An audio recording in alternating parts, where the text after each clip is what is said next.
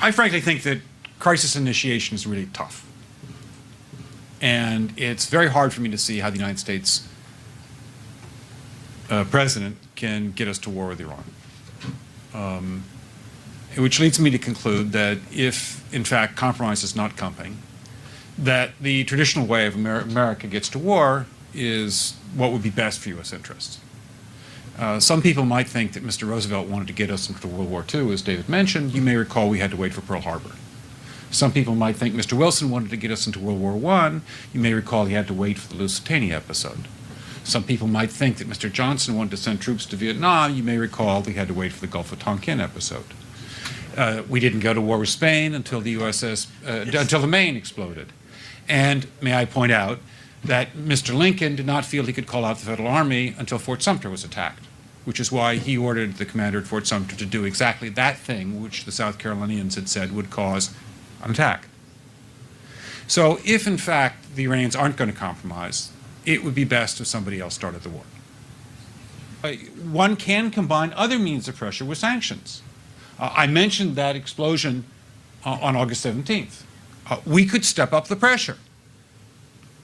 I mean, look, people, Iranian submarines periodically go down. Someday one of them might not come up. Who would know why? We can do a variety of things if we wish to increase the pressure. I'm not advocating that, but I'm just suggesting that this is not a either-or proposition. It's just sanctions has to succeed or other things. We are in the game of using covert means against the Iranians. We could get nastier at that.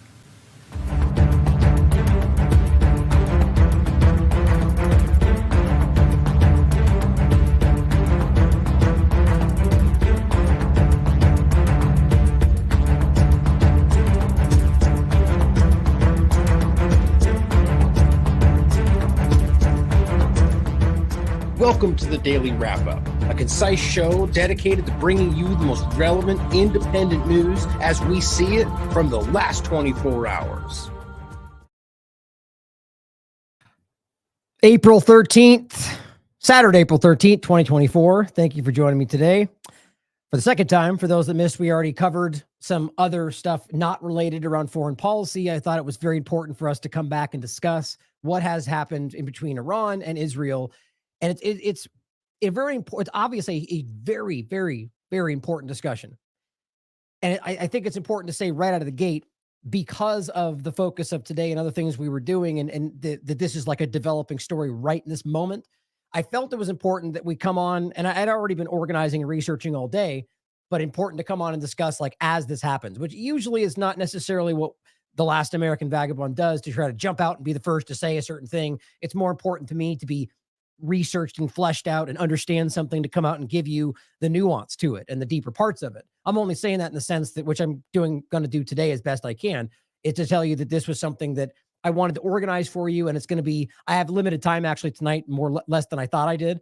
So ultimately I'm going to try to give you the best of the information that I see, discuss a couple of other important topics around it, but I guarantee this is going to be a developing story into tomorrow and the next so many days, even much larger than as it pertains to just Iran and Israel. I think clearly, as like the clip we showed to start there, it clearly shows there's a much larger discussion here. I mean, as I'm sure everyone's bringing back up the 7 countries in 5 years and Clark and the conversation that clearly this has been a plan. That doesn't have to mean this is even connected. At the very least, I think it's obvious that even if it's not, that this is going to be a never let a crisis go to waste kind of a scenario. But it's just important to remember that both Israel and the United States have been desperately trying to create what's happening right now. No matter what you think about it, that is an absolute fact.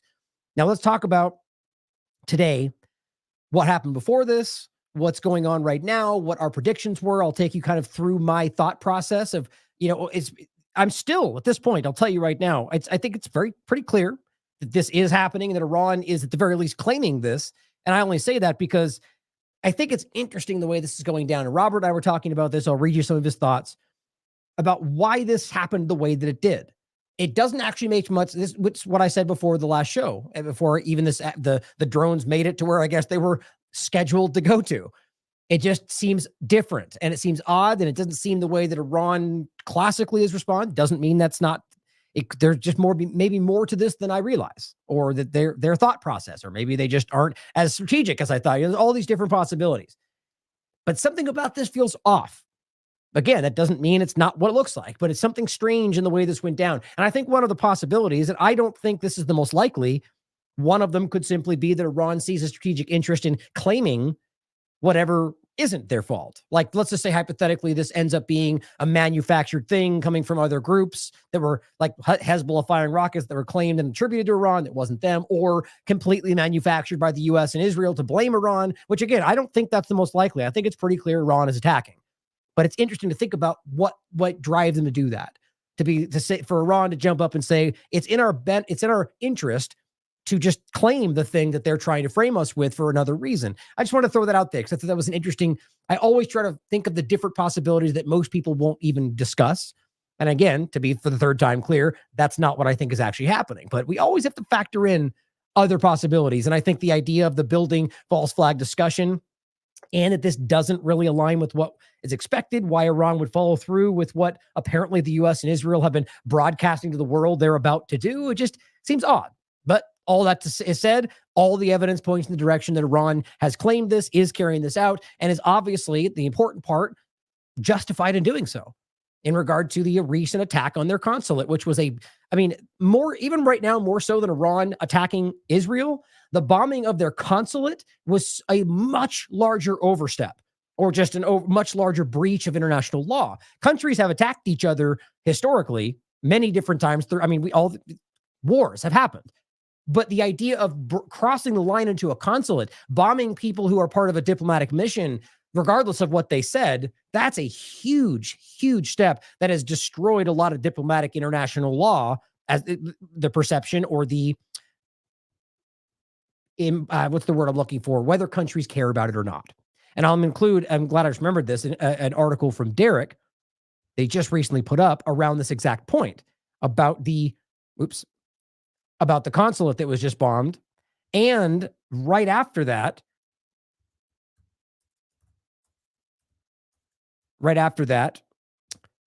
Ecuador seized or broke into a Mexican embassy, or I forget if it was, I believe it was the embassy, and ultimately took a prisoner that was seeking asylum and was given asylum by the president of Mexico. And right after it. And there's also other people that are saying because of this, we can now do that. I mean, it's already kind of spinning out. It's really an alarming step. So I'll include that for you. And overall, do you think that this, let's just say ultimately Iran is responding to provocations by Israel? There obviously is more to this story that goes well before this, and that includes both incessant, repeated Israeli attacks on sovereign areas, including Syria, and Iranian locations within in any number of areas, and then including on Iranian territory, of not just the consulate, assassinating their scientists, assassinating their generals, and then, of course, Iran actions much, much, much more reserved and far less against Israel as well throughout the years. So there's going to be a battle now, as Israel's clearly trying to do, to frame this as it's only Iran that started everything. What we ever did was all self-defense, and we have to see that Iran is the reason everything's crazy no matter what, even though that doesn't add up in any way. If you look at the history, there's obvious reality. If you want to look at what's going on around the world that creates destabilization, it's obviously primarily the U.S. government that's caused a lot of this destabilization. Academics and history, it's obvious. And the only thing stopping us acknowledging that in some circles are two-party politics and politics in general. But then, of course, you have the Israel overlap with that, which I personally feel, and I think the evidence is clear, is one of the largest reasons the U.S. is doing that. And so you can clearly see that there's a very obvious destabilization. Their saving countries seems to oddly leave them in ruins every single time. And then you can point out what Iran's doing. Now, sure, there's plenty of criticisms I have about Iran, their government, or any government for that matter. But are they stomping around the world, destroying countries? Are they invading things and murdering civilians? I mean, Israel and the U.S. government will tell you yes, and more than you even know.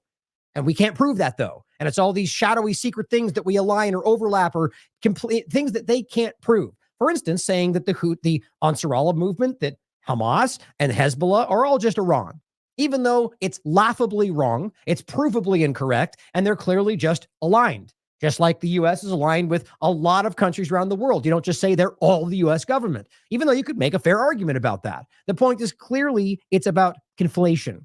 And right now, they really want you to think that this Iranian government is the sole source of terrorism, even though, interestingly enough, they point to the ISIS organization as the biggest terrorism problem, but then weirdly note that ISIS keeps attacking Iran. So how exactly do you see Iran as the sole source of terrorism?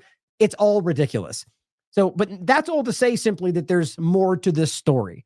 Now, let's get into one thing first about the USAID worker. It's very quick. I just wanted to highlight this because it shows you what we're dealing with here, and then get into what Iran is responding to. So first of all, Low-Key just shared this. And at first, I actually wasn't sure. I thought, is this the same story from before that is kind of being reestablished with a new statement? No, it turns out it's not. Now, what's crazy about this is this was what? Here's the actual story. This was on the 16th of 2023 on December. USAID contractor killed in Gaza. It's a big deal. And it should be. So is the first UN building or the first UN member or UN worker. Oh my God, that's crazy. And then in the second, third, fourth, 100th, now it just is like, oh, well, they're all Hamas. And everyone just looks the other direction. Well, this is a really big deal. And the interesting part about this, and we'll show it again in a minute, is Biden has said more than once, if you come after Americans, if you attack Americans, we'll come for you. I guess except when they're Palestinian, or except when they're doing things that aren't in interest of Israel, or accept, or only when Israel says, or however you want to look at it. It's pretty pathetic that right now you see the U.S. government once again acting in the interest of Israel at the expense of American interests. And this is one of many examples. You don't see them even talking about this right now. And this is the news story. Here's the actual report coming out from USAID. Statement by spokesperson Jessica Jennings, April 12th, 2024. USAID is devastated to learn that a staff member from USAID in the West Bank and Gaza and the mission therein was killed yesterday in Jaffa in the West Bank. He was a dedicated member of our team for 2 decades. Right? I mean, what this shows you is the belligerent actions of Israel in Gaza and the West Bank with zero accountability. Even UN members, even USAID members, even 7 foreign aid workers. And everyone's beginning to get really upset about it. Sure glad you waited 6 months. And I'm talking about the corporate media conversation. But the reality is this keeps happening and nobody's doing anything about it. Here's the actual videos. I just want to make sure you saw that this really did happen. And the way that this goes down, there's no way you can deny the belligerence of this. So Low-Key reports about 16 hours ago, footage has emerged of an Israeli officer killing a 50-year-old Palestinian USAID employee yesterday in Jaffa. After shooting him 8 times, the officer calmly walked away. Now, for anybody out there that immediately goes, oh, he's Palestinian, so it doesn't matter. Well, thank you for revealing to everyone yet again why we realize what you are today.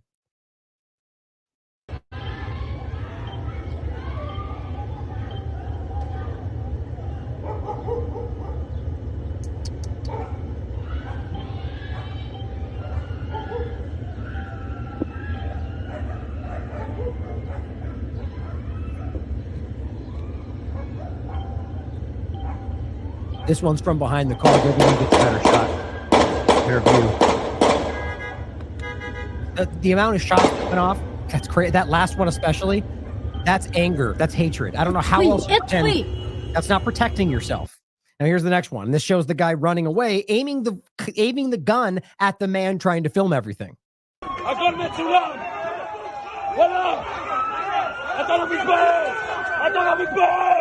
the guy. He's wearing flip-flops and a mask with the police. He's obviously part of what they're doing. You can see he's got an official shirt on. The guy's wearing shorts and flip-flops out there and just murdered a USAID worker.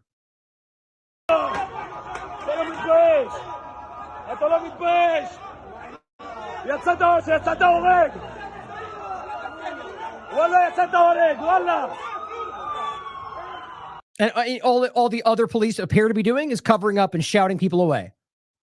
Just like U.S. police, it seems. Just unreal. This is, what was he again? Oh, that's right. This is a journalist for Haaretz. He says, documentation from the shooting incident in Jaffa, an off-duty police officer. Well, why is he wearing some kind of baklava then? Why is he covering his face? Maybe after he shot him? I don't know. But it says, in clothes and flip-flops, quarrels with a 50-year-old resident of the city who wears a helmet. Residents try to separate, move away, and then about 8 shots are heard. The dead man is well known in the city as an MDA volunteer. According to a police version, the policeman was slightly wounded by a knife. And every time this happens, even according to everybody else involved, that's not what happened. Every single time they had a knife or they had something else. And you know how many times we've proven that turns out to be a blatant lie or the entire story is false, like with Shireen Abu Kleh, where they just make it up? Or is that her name? It was I believe that was her name. Shireen, where they shot her. And she was a journalist, a U.S. citizen. And not only that, they lied about it. Then they said, no, it was Hamas. Think about this today. Then they said, oh, no, it was us, but it was a ricochet. Oh, no, we didn't ricochet. We shot her, but we thought she had a knife or whatever. And the story kept evolving. And then it became, yes, it was just an accident, but we didn't mean to. And then they attacked the funeral procession and were beating everyone in the legs while they were trying to carry the funeral or carry the casket. All on video. No provocation, just hatred. That's what we're dealing with. I mean, this is Haaretz. Here is John Hudson telling you a new internal memo from Samantha Power on the killing of USAID. This is for a guy who works for Washington Post. Basically, a leaked memo internally about what they're saying. It says, it is with immense sadness that I share the devastating news that Jacob, a beloved member of USAID in the mission there, was killed near his home in Jaffa. Jacob was a 20-year-old veteran of USAID. His death comes as a huge shock to the West Bank and Gaza team, our entire USAID family. Jacob is a survivor of his mother and 6 and 11-year-old daughters. Our teams in Washington. The bottom line, not a single mention of what happened. Why? Who's responsible? Because Samantha Powers is pretty obviously not on our side, I would argue, even though, I mean, there's a lot of things to argue. But of course, this is the point. If you harm an American, we will respond, Biden says. Well, obviously, this is only specific to certain locations and certain people and certain colors. Joe Biden said the strikes demonstrate to all those who might seek to do us harm that if you harm an American, we will respond. Just want to make sure you saw that he did say that. What about the 600 American Palestinians that are currently trapped? I guess we don't care about those ones. Or I guess any number of other Palestinian conversations we could have, like the other U.S. citizens that have been killed already in Gaza, or the different aid workers that were U.S. I mean, it doesn't any more important, guys. A human life is a human life. The point is they care, or they claim to, more than anything else, and then still don't when it's just not the right kind of American. It really should make your skin crawl. Here's Ryan Grimm saying the last part is translated. Israel murdered a senior USAID employee, the agency run by Samantha Power, after he stopped on the side of the road and helped an injured person after a car accident, which appears to be the roundabout statement from everybody else other than Israeli police.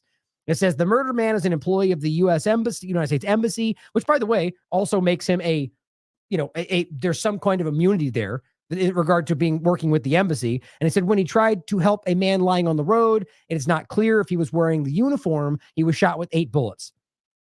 And then just go, oh, he had a knife though. That's what you get from the most moral army or the Israeli government in general. And again, realize this is not the first time even. And all your government could tell you about is Iran, bad guy, we fight for Israel or self-defense. That's all you get. Now let's talk about that. Now, here's my process on this. Obviously, leading up to this, I felt very, very concerned that this was going to be something other. And I still have a small part of my mind that wonders whether this is something different than what is being stated, just because of how transparent it all seems. The timing of it. Drones are on the way. They'll be here in a couple of hours. And as far as anybody I talked to, they were like, that's not how long that should take. Planes will take that long, but not drones. Everything about this seemed odd. Broadcasting what was about to happen. And clearly Iran can see this stuff too. They have Twitter accounts. It just doesn't seem like it adds up to me. But that doesn't mean that I'm right. Or not right. Doesn't mean that what they said happened is wrong. I think ultimately what they're saying seems to be the truth. But Tom Cotton came out on the 11th and said Israel's under threat of imminent attack by Iran. Well, the reality is, before we freak out about the terrorist attack from Iran, is that, as you know, Israel bombed the U.S. consulate building of the embassy in Syria, which is a huge, huge, huge overstep or just crime, international law. And so when they come out and try to frame this as they're about to be attacked and we have to defend them, it's just insulting to everybody's intelligence, while you're literally watching the same government carry out apparently 6 months plus of nonstop defense seemingly killing 45,000 individuals in this defense. It's insulting. And now they bomb somebody illegally in every sense of the word. Nobody argues otherwise. And then immediately those same people stand up and say, Israel's under attack. We have to defend them because this is a terror attack. So this is my point about all of this, about the food and the conversation of the U.S. government representatives that are coming out and just going, they don't have a responsibility to give Palestinians anything. They all know that's wrong, which means not only are they lying to you about basic international law, they're lying to you about the history of Israel. They're lying to you about things that keep people dying. It's just a really big thing that you have to see. And on top of that, these same people, and Tom Cotton was one of them, by the way, gaslighting for genocide and starvation, now coming out and continuing to do the same thing. Completely ignoring the most obvious breach of international law that we've seen in a long time. The bombing of the consulate building and acting like it doesn't matter. They know what they're doing. These people are very, very dangerous, not on your side. Now, I wrote when this, and this was again 12th, so yesterday, it said this Zero Hedge came out and said the IDF and Mossad approved plans for an attack on Iran in the event that Israel would come under attack from Iranian territory. So again, kind of shoving this down the road, and a lot of things, I'm going to read you what Robert wrote about this, but it's interesting to see that ultimately knowing that this, but I guess the point would come down to whether the different factions were deciding in Iran. Is it more important to push harder in hopes that they back down, or is our not action going to hurt us more? And I think it's obvious at this point that Israel's made it clear that they're going to keep pushing. So it's almost like they kind of forced them into a corner, and they have the legal justification to respond. And even then, it seemed like they were reluctant to, because they have been in the past. They've made that very clear.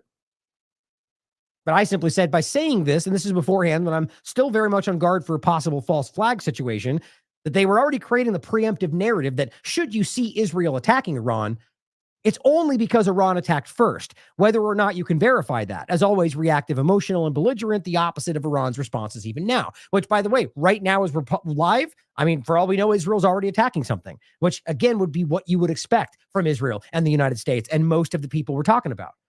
Every time in the past, Israel has not done that, or Iran has not done that. And again, I'll read you what Robert said, which is important because that sets a very clear tone. And every time before, they've done the same thing. Iran is going to do this and that, and they didn't. So that's why this feels out of character, but maybe that's just one push too far. So here's what Ynet News said. IDF, Mossad approve Iran's strike plans. Just basically setting up the idea that this is going to be World War III, even though they're the ones that set the fire. And of course, what's interesting, I just think this is hilarious, is Glenn Klippenstein from the Intercept, just showing you how ridiculous, and again, same point I'm kind of making about the U.S. representatives just knowingly lying. It highlights a really dark and dangerous problem that's not just a couple of bad apples. It's like, it's the infrastructure. It's the same thing with the corporate media, and we all know that today. So here is this leading corporate media guy, Axios, and I'm obviously being facetious there, I don't believe they matter at all, who just breaks a story. Same thing that happens to us all the time. Scoop, he says. He wrote this on the 12th of April. Scoop, as in, he said, my story here at Axios, as if, and not a mention to a story that came out on the 10th on the Intercept that says the exact same thing. And the point is, it's quite obvious he just stole the information and acted like he broke it. And that's ridiculous. That's exactly what they do. And it's the same level. This is how the broken media field works. And a lot of people just accept that and do the same thing. And I'm trying to change that. A lot of us are.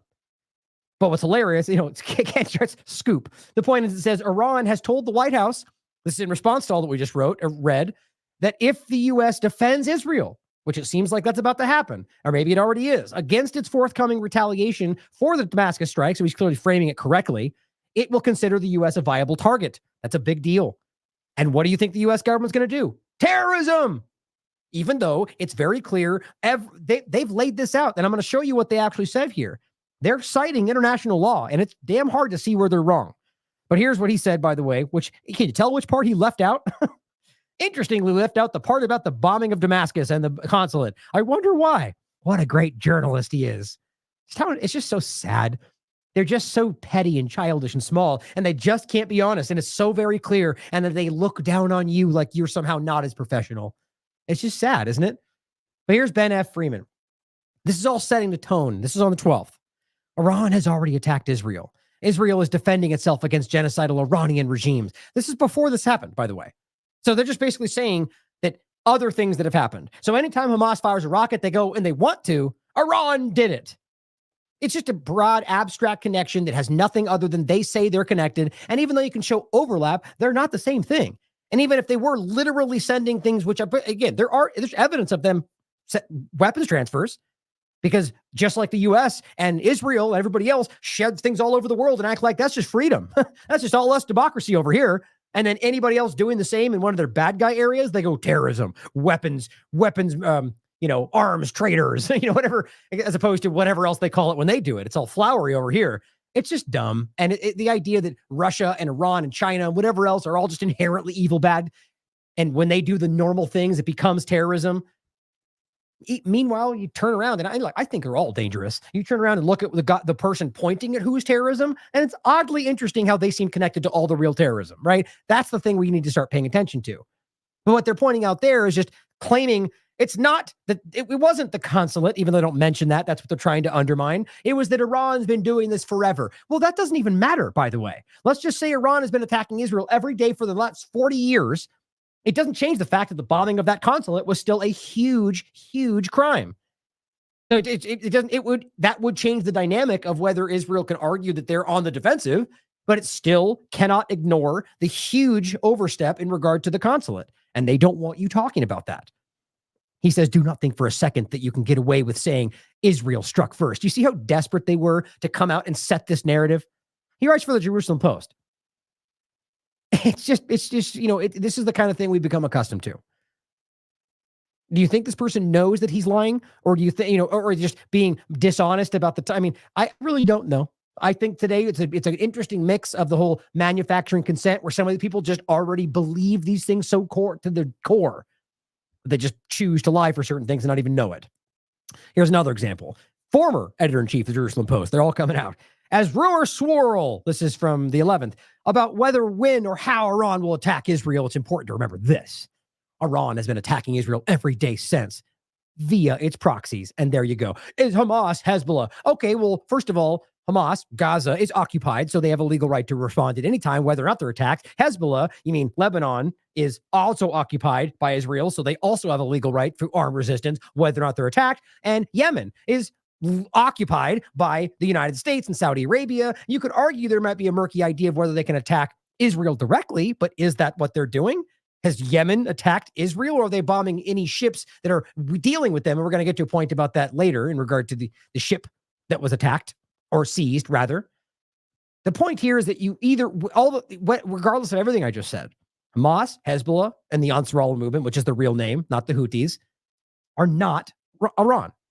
They're just not. And even the U.S. government has been forced to basically admit that over and over throughout the years. And yet they just keep doing it. And when they're pushed by Israel, weirdly, they just go right back to the talking points. I wonder why. It says the idea that it never needed a pretext is ridiculous. Very clearly just setting the tone. The airstrike, he says, targeting Iranian terrorists. This is on the 12th. And again, we're talking about generals and diplomats. So it just shows you the kind of, dehumanization, the kind of lack of integrity that you're finding from anybody standing out. And these are people that work for supposed journalists. And he calls them Iranian terrorist leaders because to them, they're all terrorists because that's what you do when you're fighting somebody you want to dehumanize. What the U.S. government does every time. Oh, but wait a minute. You want to make a deal with Israel? Fine, you're no longer terrorists. Hooray! Like with the Sudan, right? Don't have to do anything different. You just have to say you're on our side. Then we don't care anymore. Just like with ISIS or Al-Qaeda or Hayat al-Sham or any number of other terrorist bad guys that suddenly become, okay, we don't look, what about Saddam Hussein or Osama bin Laden or all the groups that were literally working with the United States before they suddenly became the worst boogeyman in the world? Interesting thread that you can find through pretty much every big boogeyman you can find looking back. But he says the airstrike targeting the Iranian consulate was a response to months, years, and decades of Iranian attacks on Israel. Well, that was my point. It doesn't matter. Even though what you're doing is conflating, that's why I showed this, all of the other responses by groups that you're occupying, bombing, threatening, raping, murdering, destabilizing, right? That's what they're responding to. It's like when they bombed the PMU in Iraq. under the guise that they're responding to Iran, which PMU is not. It's a part of the Iraqi military, which U.S. occupies, which even means some of the weapons they've supplied to Iraq have ended up in their hands. They bomb the PMU and they go, that's because Iran. And then the PMU, who doesn't care about that, or at least it's not what they're looking at that moment, they respond of their own. They attack because they're going, well, you can't bomb us. And then what does the U.S. do? Iran responded. No, that didn't happen. And so you got all these narratives about how Iran did this. It's not really what happened. Now, as I understand it, there's even reports that the PMU was ultimately being told not to attack, in regard to what's happening first. And the bottom line is, you could see the coordination is obviously there in regard to any of these resistance groups. And that goes well beyond the groups they're pointing at to this day, right? We're talking about new groups now, new aspects of people that were once very recently on the side of the Israel-U.S. axis who have now said, we're done. This is too much. And now are standing up in support, saying you can't launch your attacks from here. A lot of these groups in the Middle East have now said that, even though they are still technically U.S. allies. You can't launch attacks from our area. Right? So what that shows you is that this resistance is not just the groups they're pointing to, and not all of them are suddenly Iran, but that's what they're doing. And the point here is that whether or not that was even accurate, the consulate was a crime. And so all they were really saying here is that we're allowed to commit crimes if you poke us first. That's exactly what the U.S. government does, exactly what Israel does. It's what they do because they don't care about international law. They've made that clear. And I'll include this article that Derek just put out. Are the violations of the Mexican-Iranian embassies a sign of a new normal in diplomatic relations? It's a great article. Very, very data-based and oriented, and it gives you the breakdown of what this will do and what it affects. And it's important. Make sure you check this out. Now, going on to just before this, Elon Levy says, 30 years after the bombing of the Israeli embassy and Jewish community center in Argentina, confirms the attacks were organized, planned, financed, and executed under the direction of Iran. I wonder why he would put that out there. Like, it's just so clumsy and reactive. You're just going, they violated everything when they did this thing back here 30 years ago, even though the idea of whether that's even provable is a whole nother conversation. But so what are you saying? So that's a big deal, right? That's why we have to respond. Okay, well then, so you just go, we're going to break the law the same way? Well, yeah, that's what they keep trying to tell you. We're allowed to. Like they tell you when the Israeli government speaks publicly and says, we don't have to follow international law. We can legislate anywhere we want. Twice publicly that has come out of the Knesset. Once recently and once years ago, talking about the West Bank. They're very clear about that. Now, not all of them, but the most belligerent, the Ben Gvirs and Smotriches of the Zionist religious party, or religious Zionism party, and the current coalition, they'll come out and say, we're going to kill them all. They keep doing it. In this case, the point is, it's very clear that all they're really telling you is that it's only a crime when they do it, which is pretty much what the U.S. government told everyone for a long time. But imagine, as I said, saying that. Imagine posting that after you just bombed the Iranian embassy. And you saying that's a problem, but because they did it 30 years ago, it's okay. Well, how about talking about that in the same context in Palestine? Right? Aren't you the one saying, oh, it's a long time ago, you can't call up old history? So a 30-year-old thing is now usable to defend yourself? I mean, it's so abstract. Nothing means anything. Everything means nothing as long as you're Israeli. Now, we just talked about the Iranian embassy being attacked in Syria. You want to check that out. We have a part in there. I think I might have included it. I guess not. The discussion I had with Vanessa Beeley about this. It's important to check out.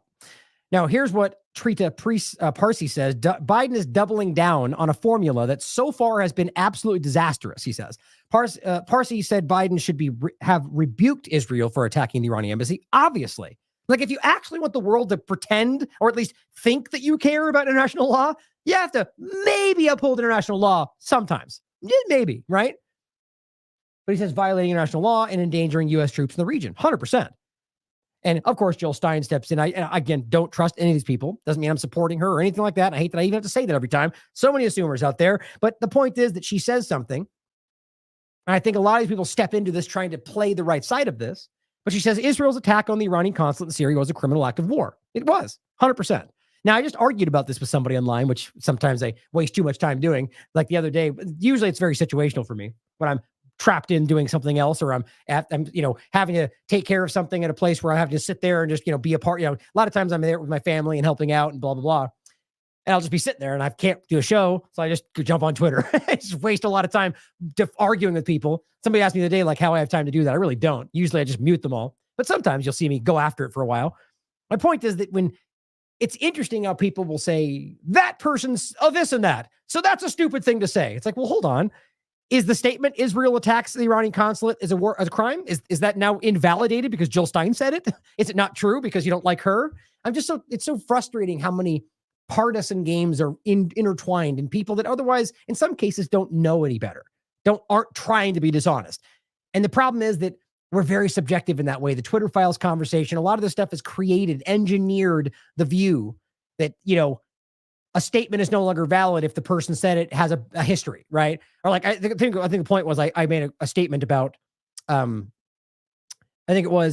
right. The point was simply, and I think this is still a very valid point. I think it was Jefferson that said you can judge a society, Thomas Jefferson, judge a society by the way it treats its weakest members. And I think it was Churchill, and these are just quoted as saying, because sometimes it's going to foggy on who actually said it, but Churchill is quoted as saying, you can judge a society by how it treats its prisoners. I think that's the way it went. And I simply added, I think more appropriate today is you can judge a society by how it treats its enemies. And I've looked and I couldn't find anybody that said that. I'm surprised. I saw it on a show and I was like, that's a very valid point for today, right? My point is they were like, those are criminals, which I think frankly with Churchill for sure, definitely agree with that. But my point is that why would it be invalid if suddenly it's said by, if you look back and it's like, oh, like what if a KKK member said that? Does it suddenly make it not true? It's so strange how people think about things. Clearly, I think it's very valid as we see here. The way that they treat their enemies or the weakest among them or their prisoners, it's all kind of the same point. It really does show you who they are. I think we really need to think about that as we go forward.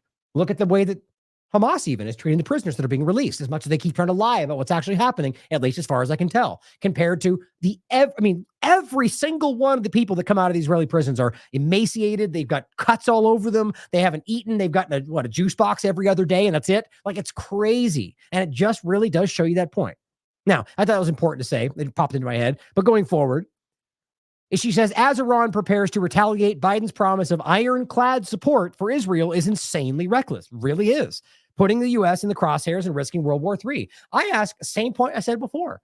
How is it possible that Biden is still taking this side? He has lost everything. I mean, clearly the Republicans don't want to vote for him. Now I see that pretty much all the Democrats are like, you're losing. You're not Genocide Joe. What is keeping this going? Is it really just that he believes this? I find that hard to believe, frankly, since he probably doesn't even know what he believes at this point. But either way, there's clearly a detriment here. I asked the same thing. Why? What do they have on these people? I mean, it's really strange to me to see how. I wasn't going to get into it, but there's a clip from of Fetterman sitting on a bench, and he's surrounded by 8 of his own constituents. And they're like, it just seems like you kind of, this is racist, and it seems like you care more about Israeli lives than you do about Palestinians. I thought you were more balanced than that. And he just goes, I'll stand with Israel. And that's it. And it's like, oh, cool, man. So you just don't care what your constituents think. And so basically you go, yeah, I do care more about Israelis than I do about Palestinians because that's right. And he goes, I just stand with Israel. And it's just, how is that possible? Well, Fetterman is a whole special case. Like with Biden, I don't think these people really know half the time what they're even getting into or saying, but I've seen a lot of politicians that seem to be completely, at least in the past, they would give lip service to their constituents like politicians do. They want the votes. Today, it seems more important to blindly defend Israel. Just don't miss how obvious that is. Now, getting into the beginning of this today. Now, I saw this come out right before I did the last show. And this was just saying, breaking, Iran launches attack against Israel using dozens of drones. Now, I stand by this statement regardless, because it still even says, even if it turns out to be true, I really stand by this. And I think this is the most important way we need to think about this. I said, this very well could be true. But since the sources, as it says, 4 U.S. and Israeli officials told Barak Ravid, since it seems that the U.S. and Israel sources, it'd be pretty naive to just assume this is true solely based on their word, even if it ends up being accurate. They've proven themselves to be liars. And remember, the attacks could be real, but not Iran as well. That's before I looked, the show was done. So I was thinking it could be Hezbollah or the PMU or whatever else firing something of their own accord, and they could just be like Iran and freak out. But as we get into it, you'll see that they've definitely taken credit for this, and which means it's likely their attack. But it doesn't add up to me, though, right? The point here is that, so they come out, and before I could jump past it, the reports like this that come out and say this is happening because the U.S. said, at the very least, I say they do cite that they said so. But it's just hard for me to jump into that knowing how many times they've lied. Like we just showed you before, right? It was that Jack Straw account that came out right after, like the day after, and said, Israel's already being bombed in Tel Aviv. And it was a lie. He had to delete the tweet. So that's what, it's already happened once where we got this momentum going where it was all a fabrication. Interesting. So here is the permanent mission of Iran to the UN. It says, conducted on the strength of Article 51 of the UN Charter pertaining to legitimate defense. Iran's military action was in response to the Zionist regime's aggression against our diplomatic premises in Damascus. The matter can be deemed concluded, which I highly doubt that the Israel and the United States are not. It's like Iran in the past has either not even responded, which again, I'll read to you in a second, or responded in a way that's like, okay, now we'll bomb a location in Syria, which nobody even knows is yours. It turns out to be Mossad headquarters, which it really was. But they do that because then Israel doesn't want to say that was ours because they don't want you to know that it's there. So they kind of just have to back away and, it worked. They responded. They didn't get a response back. Not whether there was kind of de facto responses, but it didn't seem like immediately there was a response. So as they say this could be concluded, they get attacked, they respond. That does seem concluded. But the point is that the U.S. and Israel and a lot of the other players they associate with seem to be very, very childish when it comes to their responses. Very petty, just about one-upping each other, showing strength, very archaic mindsets. When in the reality, if you're in any way embodying what you pretend you are as the U.S. government, this would be everything you wouldn't be doing. You would say, yes, they bombed it, and yes, that was a crime. They responded in international law, so now this should be over. But they say, however, should the Israeli regime make another mistake, Iran's response will be considerably more severe. It is a conflict between Iran and the rogue Israeli regime from which the U.S. must stay away. Pretty interesting. Now, this is kind of developing forward. We're seeing a lot of these rockets flying late yesterday, like, look, coming from other groups, right? I think it was Syrian Girl was talking about this, predicting that this was them trying to kind of wear out their response or maybe distract them with another response, right? And so that's what she said. Looks like they're running down the batteries of the dome. But you can see all these videos coming from Hezbollah missiles and elsewhere. And the dome, basically, they claim stopping it. Then into today, this is IADF spokesman Daniel Hagari. They have a list, has confirmed that Iran has launched dozens of drones that are heading towards Israel. But it says it will take several hours to arrive, which, by the way, doesn't even seem that that's what happened, right? Well less than several hours, this started happening. So it's just interesting. I just don't, anything coming from these people where they go, we've confirmed it. To me, that's a knock in the wrong direction. That's going, well, it might not be true then. Just being honest. That doesn't mean I blindly dismiss anything. It just means because of how much they've lied about, provably, repeatedly, it's hard to take anything face value that they say or never should, really. Netanyahu also came out and said, for the past weeks, Israel's been preparing for the possibility of a direct attack from Iran. Our air defenses are deployed. We are ready for any scenario, both in attack and in defense. Just kind of telling you that we're ready for this and we're prepared. And I thought this was funny, by the way, before we get into the actual beginning of today's attacks. Disclose TV writes Biden to address the nation from the Oval Office 4 hours ago. Actually, well, this was more than that now. I guess about 4 hours ago. And then looks like, so this was 4:13 and then 4:32 update. No, never mind. Never mind. No, we're not going to do it anymore. I don't know exactly why, but I find that hilarious that it's like, just clearly, I think maybe, I don't know. It's hard to read into that. Maybe it was them trying to stop it because clearly I don't think they care about whether it happens. I think ultimately they know that it's against their interest for the American population because everyone in the United States is clear that Israel's the one driving this. I think anyway, the vast majority. That's my opinion. I could be wrong. Getting into the point here, Robert reports, this was just recently, Iranian missile strikes reportedly caused direct impacts to several Israeli sites. The video reportedly shows a number of missile strikes, sirens nonstop from north to south. This is a huge attack. The sky is filled with missiles and anti-air fire. Now, I can't confirm some of the things I'm seeing from in Israel. There's, I guess, videos circulating of Israelis kind of running and screaming through the streets. I really want to caution and advise against people from celebrating any of that. Yeah, I'm the first one that's going to point out that most of these people in Israel have been happily cheering on what's happening in Gaza, but a lot of them haven't, right? It's the majority. I think it's very clear, but there's a lot of people there, and a lot of them do not support it. So it's in any sense, whether or not it was all of them or not, they're still civilians and they're still manipulated by their Zionist government. And the point is, we should never be cheering on the suffering of civilians. That's just a line that we all have to take as human beings with integrity, right? Just, be the bigger person and realize that just because you may think they deserve it, doesn't mean you should cheer the fact that civilians are being targeted. And not to say that's what's happening. But on that note, the point is that clearly Iran is responding in a way that is a fraction of what the Gaza people, the Palestinians, have been suffering for 75 years, specifically the last 6 months. It's important to think about that. Their feeling right now is a fraction of what they felt in any one moment in Gaza this whole time, because it's just not even the same.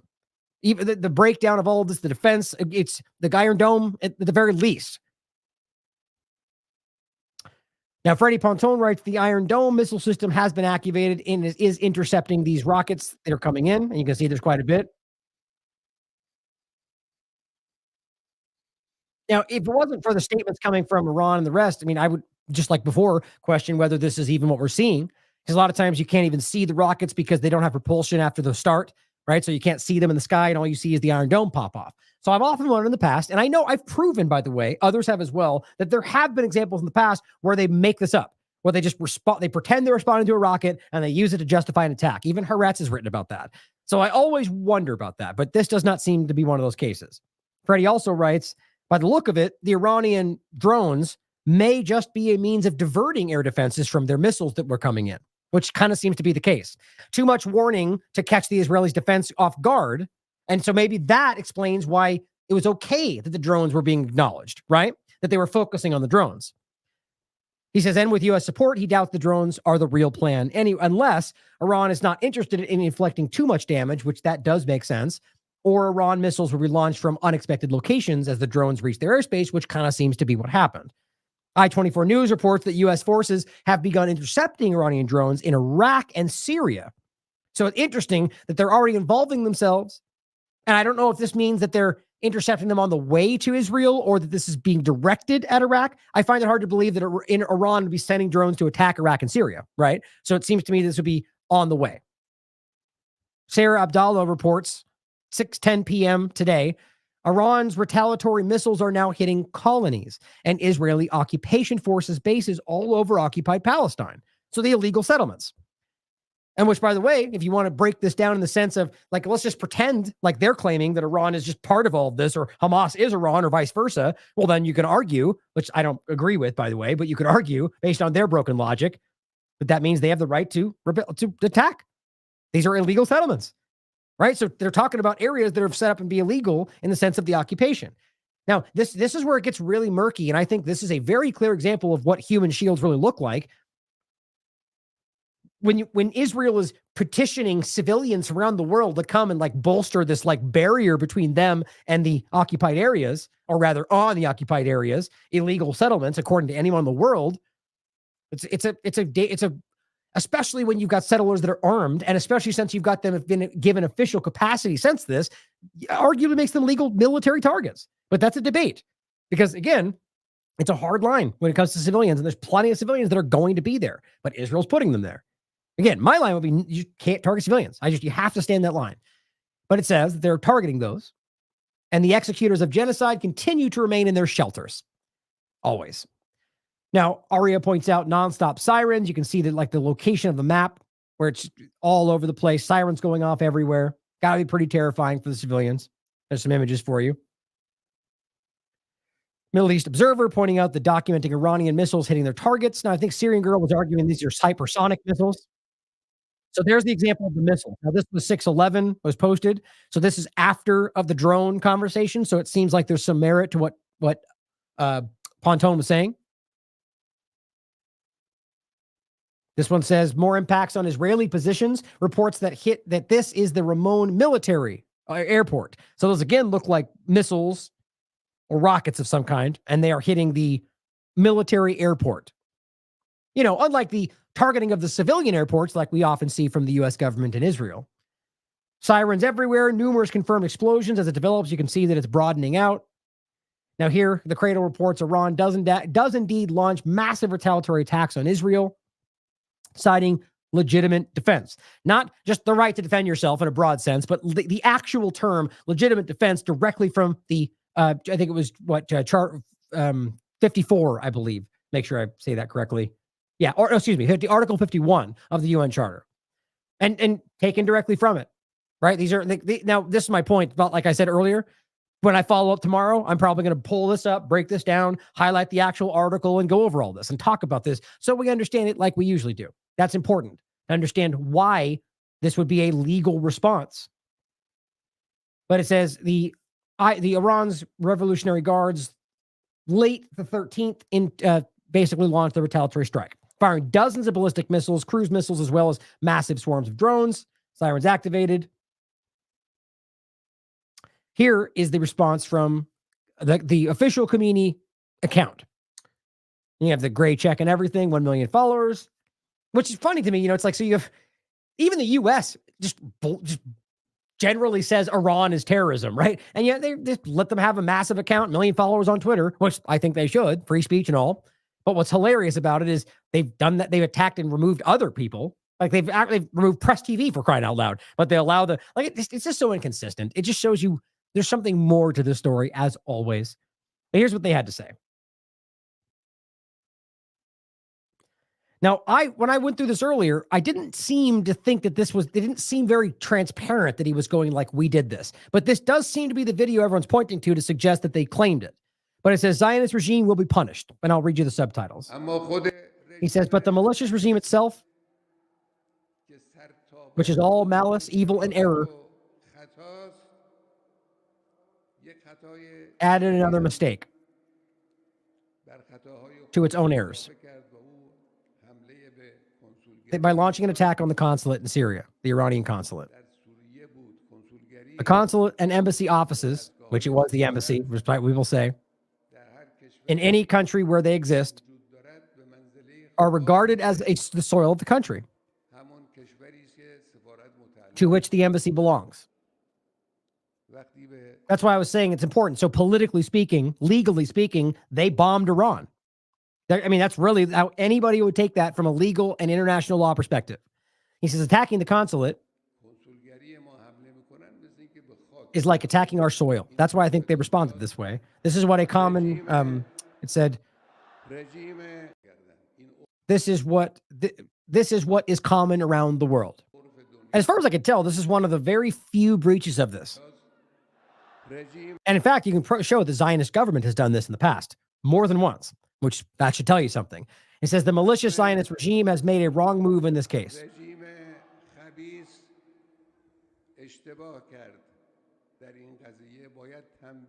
It should be punished, and it will be punished.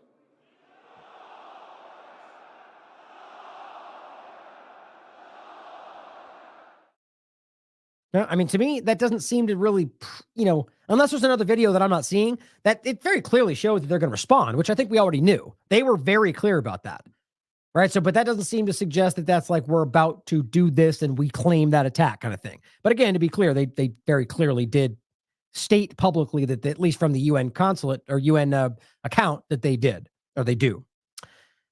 Spectator Index says Israeli senior officer is now, and this is just 6 p.m. tonight, this is CDT, tells state broadcasting authority that the country will respond strongly to the Iranian attack. So that's the first statement saying that we're going to respond, which, you'd expect. I quite frankly don't see how it's even in their pot. I don't see that U.S. and Israeli governments capable of not responding, like Iran has done before, by the way. They're just not capable of that kind of restraint, which speaks to who they really are.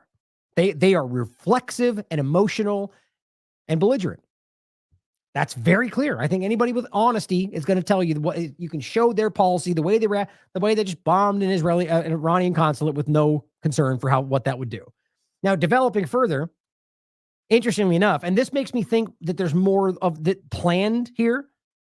Apparently, Palestinians in the West Bank have now begun tearing down the apartheid wall.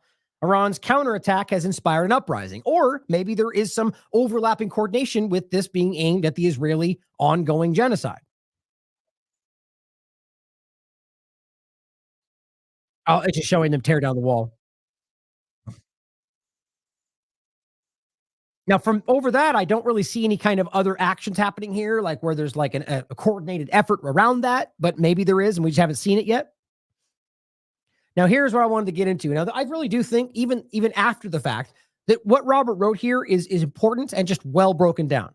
So he wrote, Iran's response to Israel could drag the U.S. to war if it continues backing Tel Aviv, which right now seems to be the way this is going. So he says, over the past few days, the U.S. Biden administration has contributed to stirring up chaos over Iran's pledged response to Israeli airstrikes that destroyed the Iranian's consulate in Damascus. Despite this situation clearly being of Israel's making, a narrative is being concocted, as we showed you earlier, to suggest Tel Aviv is the victim, as usual, and that Tehran is preparing an equivalent of an unprovoked terrorist attack. Now, it says almost 2 weeks, have passed since Israel carried out an unprecedented attack against Iran's consulate in Damascus, murdering 7 members of Iran's Islamic Revolutionary Guard Corps, their military, the most prominent of which was Mohammad Reza Zahidi. Now, despite how much they keep screaming that there's a terrorist, this is the equivalent of them murdering Milley while he's on a diplomatic mission in somebody else's consulate, or rather, while he's in the U.S. consulate in a foreign country. It's just, that's, as any American right now, you know how you go, that is wild. Now, it should be just as upsetting and wild to you that it happened to Iran. No matter what narrative Israel's spinning, it is a huge line that's been crossed. Now, if you don't seem to care about that because they're telling you X, Y, like, again, the point that I made before, which is the best way to frame this, even if you think they are terrorists, the point is, if you actually break down the international law, this is not the way to go about that. They can deem them persona non grata, which is where that term comes from, which basically means that they have to be removed back to their country, and then they deal with it from there. That's how that's supposed to go, right? Anything that's around that, that's called terrorism. And instead, they just bomb it and murder them. And again, like my point before was, like, let's say the U.S. government, right? As we've seen with the Taliban, as we've seen with any number of groups, decide to go, hey, we want to have a discussion with ISIS. I'm using ISIS because it's the most obviously perceived terrorist group for most people, right? So the U.S. government says we want to have a meeting with them, which, I mean, it shouldn't be that abstract, essentially, since you know that they are working with them and armed them, fund them, and created them. But you can show examples like with the Taliban, which the Taliban they're called a terrorist group, and they're the reason they invaded Afghanistan, apparently, as they were told anyway. So it's not that far-fetched to think they could have a meeting with ISIS, right? So they have a meeting with them about some kind of agreement to downplay something or whatever. So why wouldn't that be like any other country? Be like, well, they're just terrorists. They're working with terrorism, so we can bomb their consulate. But the consulate or the embassy, it's where they would have these kind of diplomatic relations. So it's the same difference as them saying, with Iran being present and there are only Iranians being there, that's very ridiculous in the first place. But just the claim of saying, like, in the sense that would be the only reason to bomb them, but just simply saying that Iran's there and we deem them terrorists, this is why so many are so worried about what that opens for other despotic nations. By saying, okay, well, fine, then we think you're terrorism and we'll bomb you anywhere we can. You open that door. And then, again, we saw the Mexico-Ecuador overlap immediately. And I think that they have broken this in a way that is going to make it more unsafe for Americans, for Israelis, for everybody. Not because of Iran, because of Israel. Now, it says, while the missile attack represented an egregious violation of international law, and in fact, 2 country sovereignties, like, think of that's the worst, that's the craziest part. It was both Iranian territory, but it also violated Syrian sovereignty. Nobody cares about any of this. It's so insulting. In addition to being an affront to global diplomatic norms, it was also a direct strike against Iranian territory. It has to be understood that no nation would stand by and simply allow such an unprovoked aggression, tantamount to a declaration of war. I mean, it is a declaration of war without response. It says, when the issue was tabled by Russia at the United Nations Security Council in an emergency session, the U.S. prevented a condemnation of the event from being passed. Think about this, guys. This keeps happening. Most people don't even hear this stuff. So then Russia brings this up and condemns the act, which is a clear violation. Nobody disagrees with that. Not even the US. They don't even talk about it. And then they stand up and condemn. They stop it. They prevent that from happening. They veto it, or whatever the term would be in the case of the Security Council. Gone. Now, why? Was it not a crime? No, it was. They just don't care about the law. And they got the power to do that. Anyone confused about that at this point? We need to see that for real. And it says essentially robbing the government of Iran of any political or legal recourse. And then when they respond outside of political legal recourse, you call them terrorists, if that even happens. My point is that you create the situation to drive them outside of the legal avenues and then criticize them for doing anything else. Or like with Palestine, you drive them out of anything else. Then they initiate BDS and you call that terrorism too.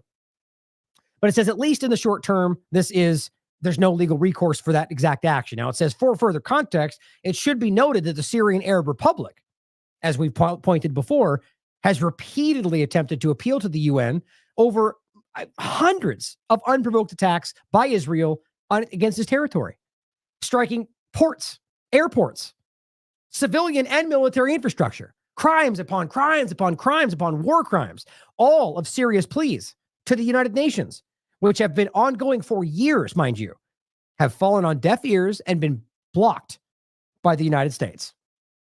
Why? Because Syria, bad guy. Which means we can do whatever we want and we're in charge and nobody else matters. Nothing. It's proving to you that they don't care about anything they claim they do as long as it's against somebody we don't like. Or even in general, by the way. If it's not balanced and equally applied, then you don't really care about it. Permitting repeated acts of war crime without any pushback against Tel Aviv at all. Understanding the situation in Syria and the sensitivity of the regional situation, Iran's Revolutionary Guard had taken the approach of attempting to de-escalate tensions during some 6 months of Israel's genocidal war in Gaza. Repeatedly, by the way, this clear policy on Iran's behalf of attempting to maintain a system of conflict management was in place despite repeated provocations from Israel, repeatedly killing Iranian civilians. In late December, Israel assassinated Saeed Raza Mousavi, one of their Revolutionary Guard members, in an airstrike it conducted in the vicinity of Syria's capital, which was a crime, no question. Iran was faced with a difficult decision at the time, which the Revolutionary Guard had studied and debated internally. And this is important. Ultimately deciding to launch a retaliatory attack in January, which we covered at the time. The Iranian response came in the form of a series of missile strikes that blew up a Mossad headquarters in northern Iraq, right? Didn't bomb Israel, bombed Iraq, and in a location that Israel doesn't want everyone to know is there. So it was excellent. I mean, that was very strategically played. So you had to kind of force them to not, it didn't give them the opportunity to stand up and say, they attacked us, because it's like forcing Netanyahu to sheepishly admit they've got nuclear weapons in order to make a point. They don't want to do that, right? But it says, in addition to missile launches that allegedly hit ISIS-linked targets in the Idlib province. That was both Iran's response, both the Mossad headquarters in Iraq, and Robert writes allegedly, so we can't prove it, ISIS targets in Idlib province. But we clearly know Idlib province is a U.S. Overlap, really, like let's say NATO partners-controlled area that allows very clear terrorism to be. Same with Al-Tanf and the Al-Rukban camp. These are very clear hotbeds of terrorism that the U.S. government allows to fester for their benefit while pretending they're fighting that, while bombing anyone that actually fights them. And it says the significance of the Syria strike at the time was simply to show people in the world, and specifically Israel, that they were in fact capable of bombing to Tel Aviv, which they're showing you right now. Although Israel was made to pay a price for the assassination, Iran decided to use its retaliation as a means of warning the Israelis, as opposed to doing what you expect Israel to do, and maybe they're going to do now, which we're going to get to in a second. What they're threatening seems to suggest a nuclear attack. I'm genuinely worried about that. So here, Iran has done everything, it seems, to try to not allow this to go out of control, which, of course, people that don't like Iran are going to laugh about that, but the facts are very clear, and we've gone over this intensely. It says, in what appeared to be Israel's way of calling Iran's bluff, later in January, the Israeli Air Force struck the Meza neighborhood in central Damascus, murdering 5 more Revolutionary Guard members, right? These are Iran's military. So just again, think about it. Milley and, name 11 other U.S. generals and high-ranking military members, and just imagine if any other bad country that they say bad guy, Russia, China, we're just popping off shots and just killing two U.S. generals. And then a week later, here's killing a U.S. scientist. And then over here, killing 3 U.S. citizens and 1 general. And just nobody cares. Can you even imagine that? That's what Iran's been dealing with. And in many cases, not choosing to respond because they're trying not to let this explode because they clearly see what's happening for Palestine and the larger movement around it is very important. And I think that's what a lot of this is about, trying to distract from that thing that Israel's been doing, genocide. Where it says, but this time the Iranian military made the decision not to respond, even though they killed 5 members of their military, despite the devastating nature of the illegal Israeli strikes. For Iran, the idea of not retaliating directly was calculated to provide a potentially explosive escalation regionally, to prevent an escalation. And this attempt to prevent such an escalation ended up coming at the expense of their own deterrence and even its image of strength. Not the real strength, but the way people may perceive that strength. Now, at the start of April, Israel's decision to blow up the consulate in Damascus changed everything. This flagrant violation of all previously understood international norms represented a major shift, putting Tehran in a position where it was forced to respond. While the U.S. quickly took to distancing itself from the attack, Israel refrained from officially taking responsibility directly, even though it's in every which way been proven that they did this. It was clear that Washington must have had some knowledge of Israel's intentions. And Tehran has made it clear that they believe the strikes were greenlit by the United States. That's important.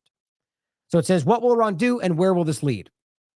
In recent days, Western mainstream media have gone into a frenzy and appear to be conjuring up a number of unconfirmed claims regarding what Iran's response will be. CBS News recently cited unnamed U.S. officials claiming that Iran had readied some 100-plus drones and missiles, which now seems to be somewhat accurate. Again, why that makes sense, I'm confused about. And even Robert said the same thing. It's confusing, but it does seem to be what's happening. In order to launch a direct attack on Israeli military facilities, while others have released speculation on what the response may look like. The U.S., Canada, Germany, and the U.K. and other nations have requested their citizens immediately leave Israeli territory. Joe Biden has addressed the press on the issue, stating that the attack will likely come soon. And when asked his message to Iran, remember this is before today, regarding its pledged response, he stated, don't. Which is just usually what he thinks is, I guess, a strong stance. And then Pompeo tweets today, well, I guess something like, I guess don't didn't work or something really stupid like that. Like, it's just, why do you think that's going to change anybody's mind? Like, don't. Ooh, we're afraid. Like, it's just the illusion that the U.S. government is this, like, yeah, clearly they spend more money than anyone in the world combined on military, but the illusion that there's somehow this big, like, Iran, and actually I'll wait to say, there's a whole post I'm going to read about this, and the reality of whether the U.S. government or Israel can actually wage a valid war against Iran without coming out completely destroyed is ridiculous. That's not to say that they don't have more money spent on all sorts of weaponry and stuff. The bottom line is based on the reality of how this will play out. Just like Israel's currently finding out with Gaza right now. It's not the way it's not what they project that matters. It's the reality on the ground. Saudi Arabia also realized that with Yemen, right? Clearly finding out it's not as simple as just having all the money. But it says the U.S. has also repeatedly moved its warships into the Mediterranean in order to defend Israel, in quotes, while asserting that its 2 primary goals are to ensure Israel's right to self-defense and, of course, the safety of Americans. Right? Always Israel's self-defense seems to come first. Isn't that very telling? The bottom line is this has nothing to do with self-defense. As he says, however, in this case, after the Israeli Air Force bombed Iranian territory and carried out 3 separate attacks against Iranian officials, Israel has no right to self-defense here. It is, in fact, Iran which has a clear right to retaliate. Or, as Israel would frame it, the right to defend itself, should we decide to use the Israeli-U.S. government definition, which seems to indefinitely apply well after immediate response in one's own defense. The actual meaning of the phrase, in my opinion. I mean, I think that's the point is that defending yourself is not about acting 6 months later, right? That's not defending yourself. That's retaliating. Defending yourself is when you're in the midst of an attack and you fight back. It doesn't mean you don't have the right to retaliate. The point is simply that using the right terminology is important, and the reason they use defending yourself is to make them a perpetual victim. It's what they do. And also, it's more so than that, actually. It's the Bethlehem doctrine. If you can create the reality that you feel like you're being attacked, you can argue your response is always preemptive self-defense. That's just what they live by. The UK, the United States, and Israel. Look up the Bethlehem doctrine. It's very clear. We've covered it in the past. But he says, in this case, we just read that part, saying, in addition to this, American involvement in any Israeli aggression against Iran will not help protect U.S. forces. It will do the opposite and put them in harm's way, which is something the U.S. government is very well aware of. Meanwhile, as Biden and the administration appears to be ready to back Israel in a potential war with Iran, it refuses to even pressure Tel Aviv to adopt the policy of restraint. It's just so belligerent. According to an informed Syrian security source that spoke on the record with the last American Vagabond, Israel has indirectly threatened to launch, and this is really alarming, a decapitation strike against the government in Damascus. That's the term they use, decapitation strike, should Iran attack Israel, which is happening, and even begin removing minefields set in the Golan Heights, reportedly, that would enable its forces to invade Syria. So again, right now, that may be happening for all we know. Make sure in the chat, let me know if something big is happening. Oh, somebody did text me here. Let's see. But I really do think it really does speak to the most alarming aspect of this. That what they're really saying is we will always push this further, even if you're in the right. And I think that's something that we all obviously should be very concerned about. So let's see here. We got just double checking something in case if you see anything happening, we want to make sure we include tonight. Let me know. Oh, so this is a post that I'll include this in a second. Hold on. Oh, I guess I'm just going to pop up now if I show it to you. We'll come back to it. Okay. It was a statement from Putin. We'll read it at the end. So it says, it appears to be an attempt to pressure Iran, yet could indicate that they are indeed ready for a major regional escalation. Like he's basically saying that it could just be that they're saying this to threaten Iran and that it's stopping them, right? But I kind of don't think that. I think that we've seen enough to show you that these people are really that crazy. And it says, what Iran may do is a question which is not simple to answer. The targets that are open for them to hit are numerous, and it is likely they will strike a series of military sites, which seems to be happening. But which sites and how much value those targets will hold will determine how large the escalation will be. However, the bigger question is how Israel will respond to the Iranian retaliatory strikes, which is where we are now. On Saturday morning, the Revolutionary Guard decided to seize an Iranian-linked ship in the Strait of Hormuz. We'll cover this in a minute. Just briefly, it's important to see. They seized a ship, which reportedly, according to pretty much both Robert and Low-Key and other reporting is on this, and history. And I looked up the background on this. The company called Zodiac Maritime, and the actual ship, I believe, where I think it's written in here. I'll come back to it. I think it's the MSC Ares. The company Zodiac Maritime is a notorious group that has been called out many times for being basically secretly working with the Israeli military, weapon shipments and everything. And so that also adds, which I wrote down there, by the way, but I'll just read it. It says, on Saturday morning, the Revolutionary Guard decided to seize the Israeli-linked ship in the Strait of Hormuz, which is operated by Israeli billionaire Eyal Ofer's company, Zodiac Maritime. According to Iranian state-run media, quote, the ship has now been guided towards the territorial waters of our country, so Iran. While Israeli military sources were quoted as saying that Iran will bear the consequences of the action, and this is just before this happened tonight, it is not yet clear what the exact reasoning is behind the Iranian seizure of the ship, MSC Ares, but it has been speculated that the Israeli-owned company that has ownership over it may have been planning action against Iran, which again is the historical reality of this group. So this may have been a building attack coming from Iran or Israel. That right there could have been the attempt coming to be some kind of false flag attack that they preempted. But it says in 2021, Iran's armed forces targeted a ship called Mercer, operated by Zodiac Maritime, with 2 loitering munitions. At the time, they all claimed it was an unprovoked attack. However, it was later revealed that the reason behind the attack was likely because Zodiac Maritime is known for its close connections with the Israeli military and has had a long history, read the link there, operating as a front company to transport Israeli military intelligence operatives under the guise of commercial shipping, which is a massive crime. But the U.S. government does it too, because, they don't care about the law. This is a very important factor, by the way, to consider regarding Yemen's targeting of Israeli vessels. Doesn't mean you should blindly assume that that's all that they attack, but I argue there's probably an overlap there. Now, it says a major question remains. Did Israel launch its attacks on the Iranian consulate, having already prepared a strategy to escalate tensions, planning to use whatever Iran does to attack that strategy? That's what I think is the reality. The question is key because if Tel Aviv wants Iran to respond, as they just did, it doesn't matter what Iran does. They will use it the same way. I think that's where we are right now. If this is the case, Iran should hit extremely hard, which seems to be the logic they decided as well, to set the pace of any future escalation and be in a dominant position. But this comes at the cost of throwing away the policy of containing the war in Gaza and attempting to help reach a ceasefire there, which they have been, in a way, being seen to be embarrassed many times to try to make that happen. So there's just no way you can stand back and pretend that they're belligerently responding or that's an unprovoked attack. They have been ignoring the probes and pokes and red lines being crossed multiple times, and now they're being forced to respond is the way this seems very clear to me. And he says ceasefire talks between Hamas and Israel have now again seemed to have broken down.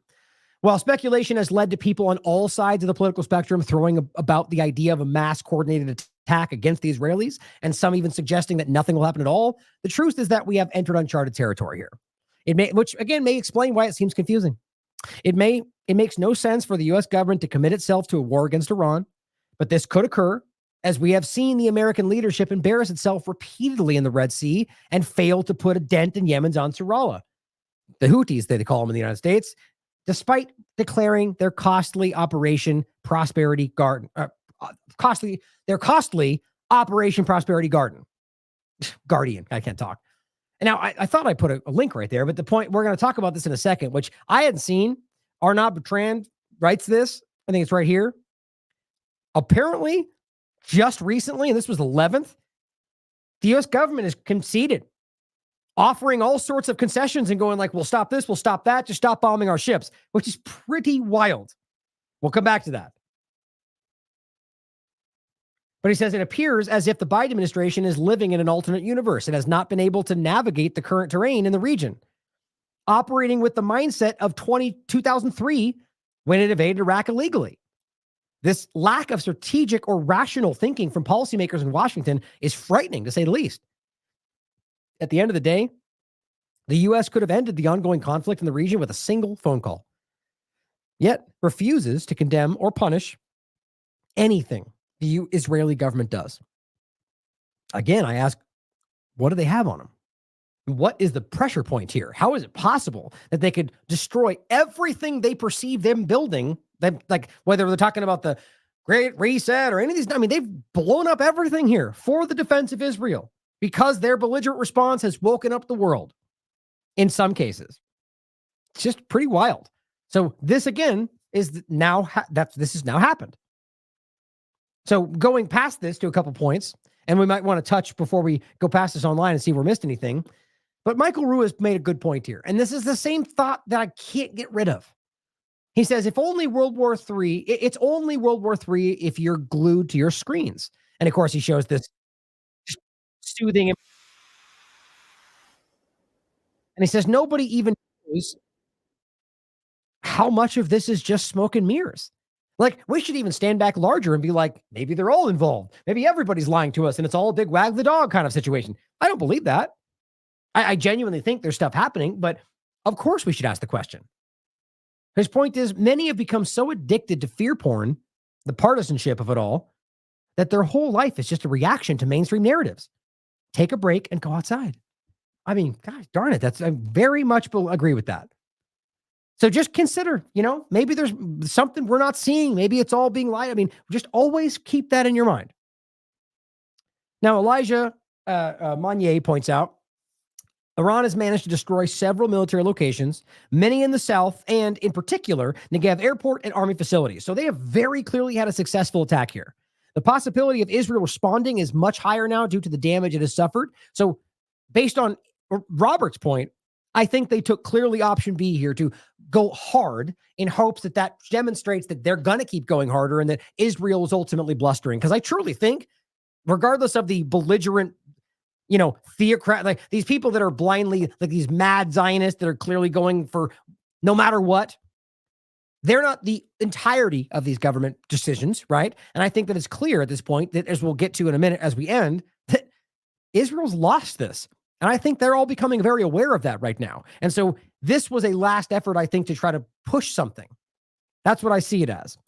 But AIPAC points out, of course, Iron Dome saving countless lives tonight over northern Israel. Thank you to Democrats and Republicans in Congress for supporting this remarkable system. Just a quick reminder that they all support Israel and that they all send your tax dollars to defend Israel, even though they don't need your money. And the Spectator Index writes, Israel's Channel 12 reports that a senior Israeli official, I'm going to guess probably one of the extreme Zionist level individuals like Smotrich or Ben-Gvir, has vowed an unprecedented response is coming to Iran's attack and tells Israelis not to go to bed due to what is coming. That's correct. I mean, okay, so that two things clearly suggest that they're going to respond soon. If it's go to bed. Secondarily, what is an unprecedented response, guys? They've used chemical weapons. They've used white phosphorus. They've used all sorts of illegal munitions. I mean, logically, if they really do mean unprecedented, when often they say that just to make a big statement, that means nuclear weapons. I don't know how anybody can be stupid enough to make that happen. But if there's anybody right now that seems like a group that would, especially when they see themselves about to lose, a la the Samson option, that would be the Israeli Zionist government. It worries me. It truly does. And I'm not one to hyperbolically, fearmonger. But unprecedented, if they mean it, I think that only goes one direction. Or, I mean, at the very least, it would be so many locations and so many bombs that it would be unprecedented in that way. But, I feel like unprecedented response says something. And they would be in the wrong in every possible way, which is pretty much what we're seeing here. Now, Breaking 911 reports the White House spoke up. Biden has been clear. Our support for Israel's security is ironclad.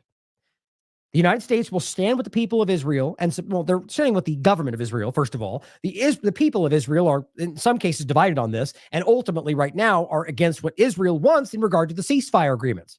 So it's not the case. This is what U.S. wants the Western audience to think Israel's all in one. It's not the case. The same way the U.S. government projects to the world that we're all on the same side.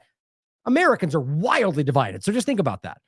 But it says the United States will stand with the people of Israel and support their defense against these threats from Iran. Right. Clown indeed. I mean, they broke the law. The U.S. knows that. Everyone in the world knows that. And yet the U.S. government just doesn't care. So much for the so-called rules-based international order, huh? I guess it only applies for certain people, obviously.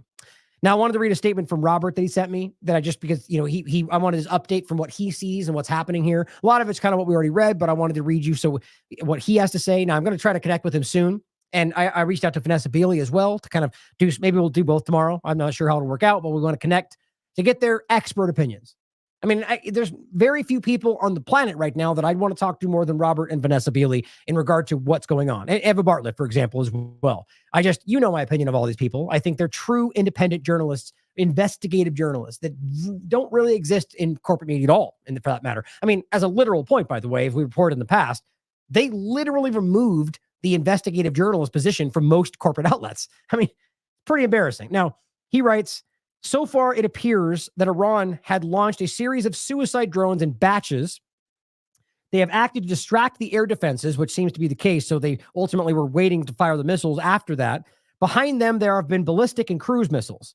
He doesn't seem to suggest anything about a hypersonic or the missiles that Syrian girl was just suggesting, but the explosion did look interesting. So we'll have to follow up on that. And he says, behind them, there have been the ballistic and cruise missiles. And that may even be an overlap to the same point. But it says an airbase was hit in the Negev, a number of the casualties throughout the country. So there appears that there have been civilian casualties, I think. But again, this is preliminary. So the casualties very well could, I mean, I find it hard to believe with that kind of a broad attack that you can pinpoint target only military targets. So right there, in the same case, you would argue that that does cross some kind of a line, right? But at this point, and it's the same point with Yemen and everything else, why would they follow the law if nobody that they're fighting with is following the law? I'm just saying from my perspective, where we all need to be as consistent as we've ever been right now on these kind of things. That's why I've been consistent about saying that you can prove that Hamas very clearly did commit crimes.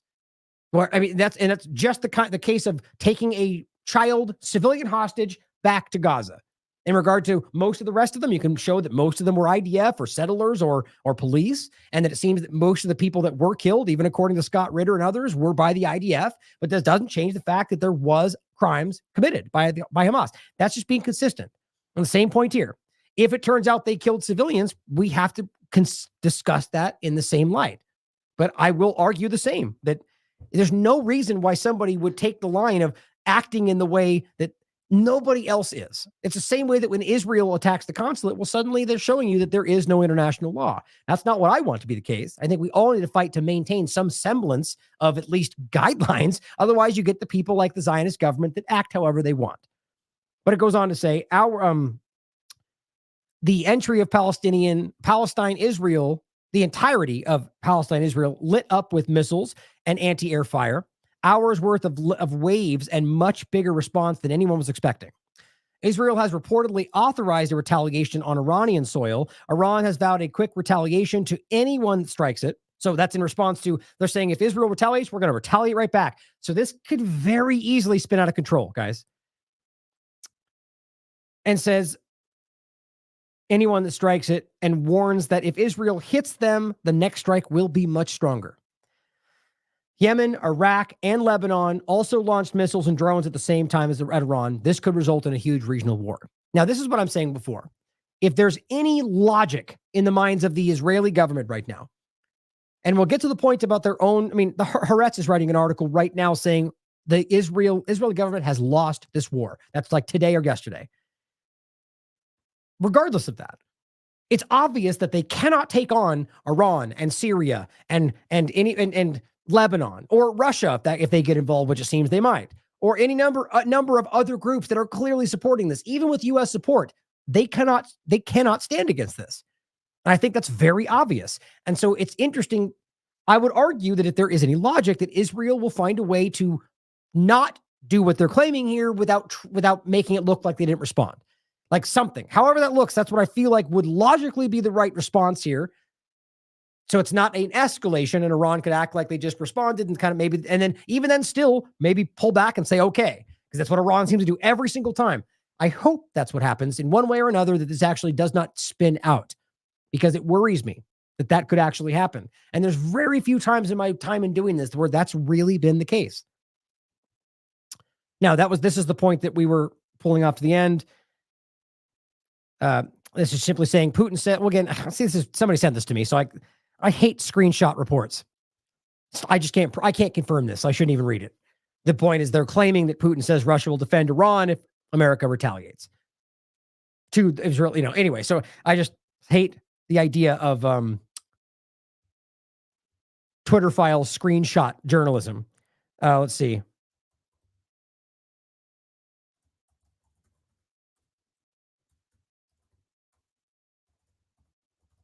Oops, misspelled that. Well, let's see if we get one, and if not, we'll move forward.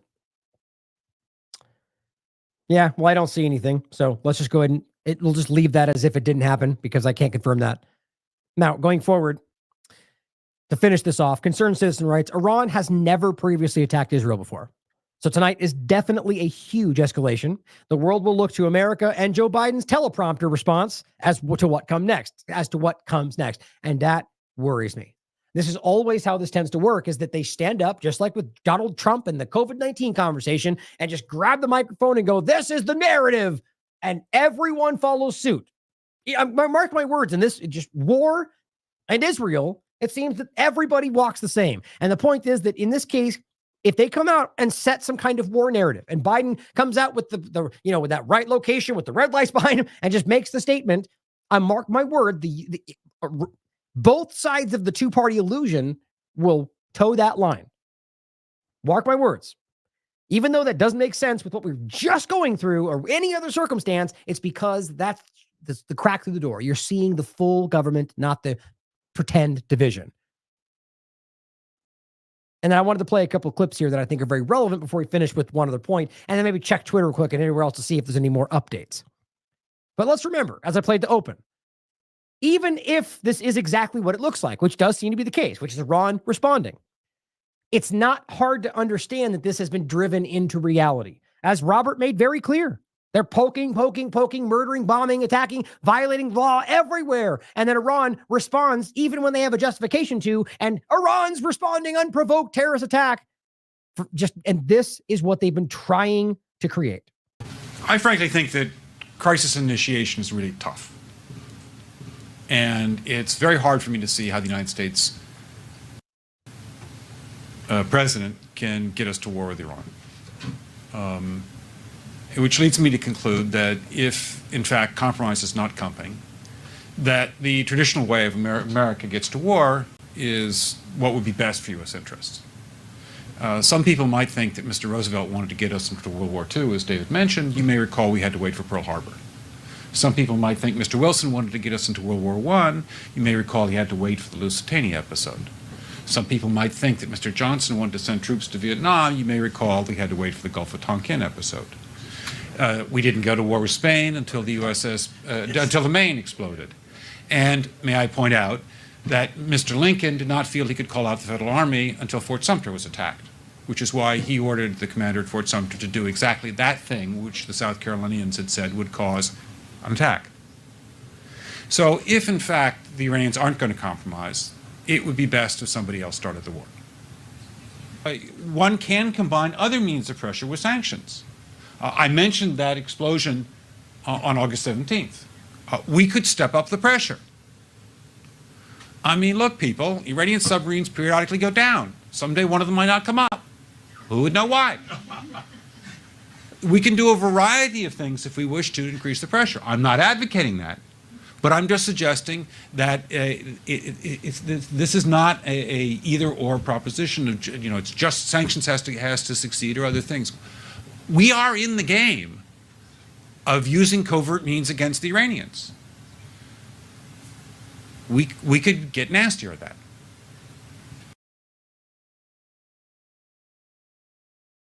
That's Patrick Clausen from the Washington Institute, right? And this is a very public clip. And what they're speaking to is obvious, that false flags have started pretty much every major U.S. war, and you can prove it. And they're blithely talking about that like it's no big deal. Just a blasé, it's how we started. Going back to Lincoln, I mean, it's just so wild how obvious all this stuff is. And of course, we could fold in things like it's not necessarily a war starting, but the false flag. I mean, it's a Israeli attack that was lied about. So it's kind of a weird example, but the U.S. is liberty, right? Where your government just manufactures lies to cover for what Israel did, even though they killed Americans. Now, here's another example I think is important to include, just showing you what they've truly been doing to try to drive Iran to respond, right? And here is Giuliani. I think this is like 7 years ago. And what he's doing, this is something that Caitlin Johnstone wrote about. He's discussing publicly, which I don't think he thought people would even see, but he's speaking to the big crowd of the MEK, which is at one point was a documented, acknowledged terrorist organization by the U.S. government. I forget who took him off. I think it might have been Clinton or somebody, but they took him off. I think that was it, but I don't want to say that and be wrong. Took him off the list. And now they're basically an asset of the U.S. government. And they're actively, and this group is crazy. If you want to talk about extremism, I'm not going to get into it all right now because it's just off the top of my head, but there is crazy information that's provable, even coming from U.S. information about what this group really does. They're very repressive and they're very it's manipulative and theocratic and sexually controlling of their own people. It's crazy. And doesn't matter though, because it's the group that will help them fight against the Iran group, which is far more moderate than this crazy MEK group. Not that you won't hear that from the Israel U.S. government, but it's the truth.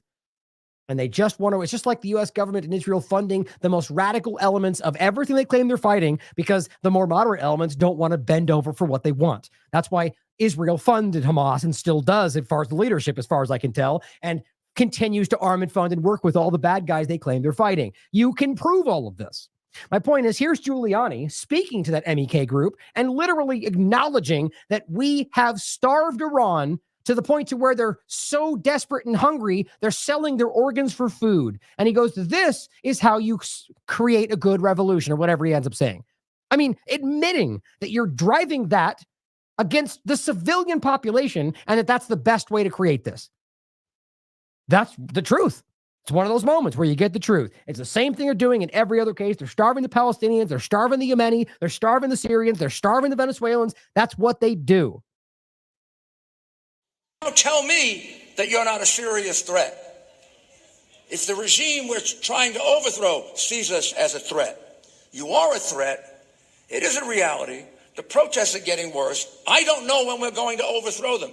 It could be in a few days, months, a couple of years, but it's going to happen. They are going to be overthrown. Talking about Iran. The people of Iran obviously have now had enough. The sanctions are working.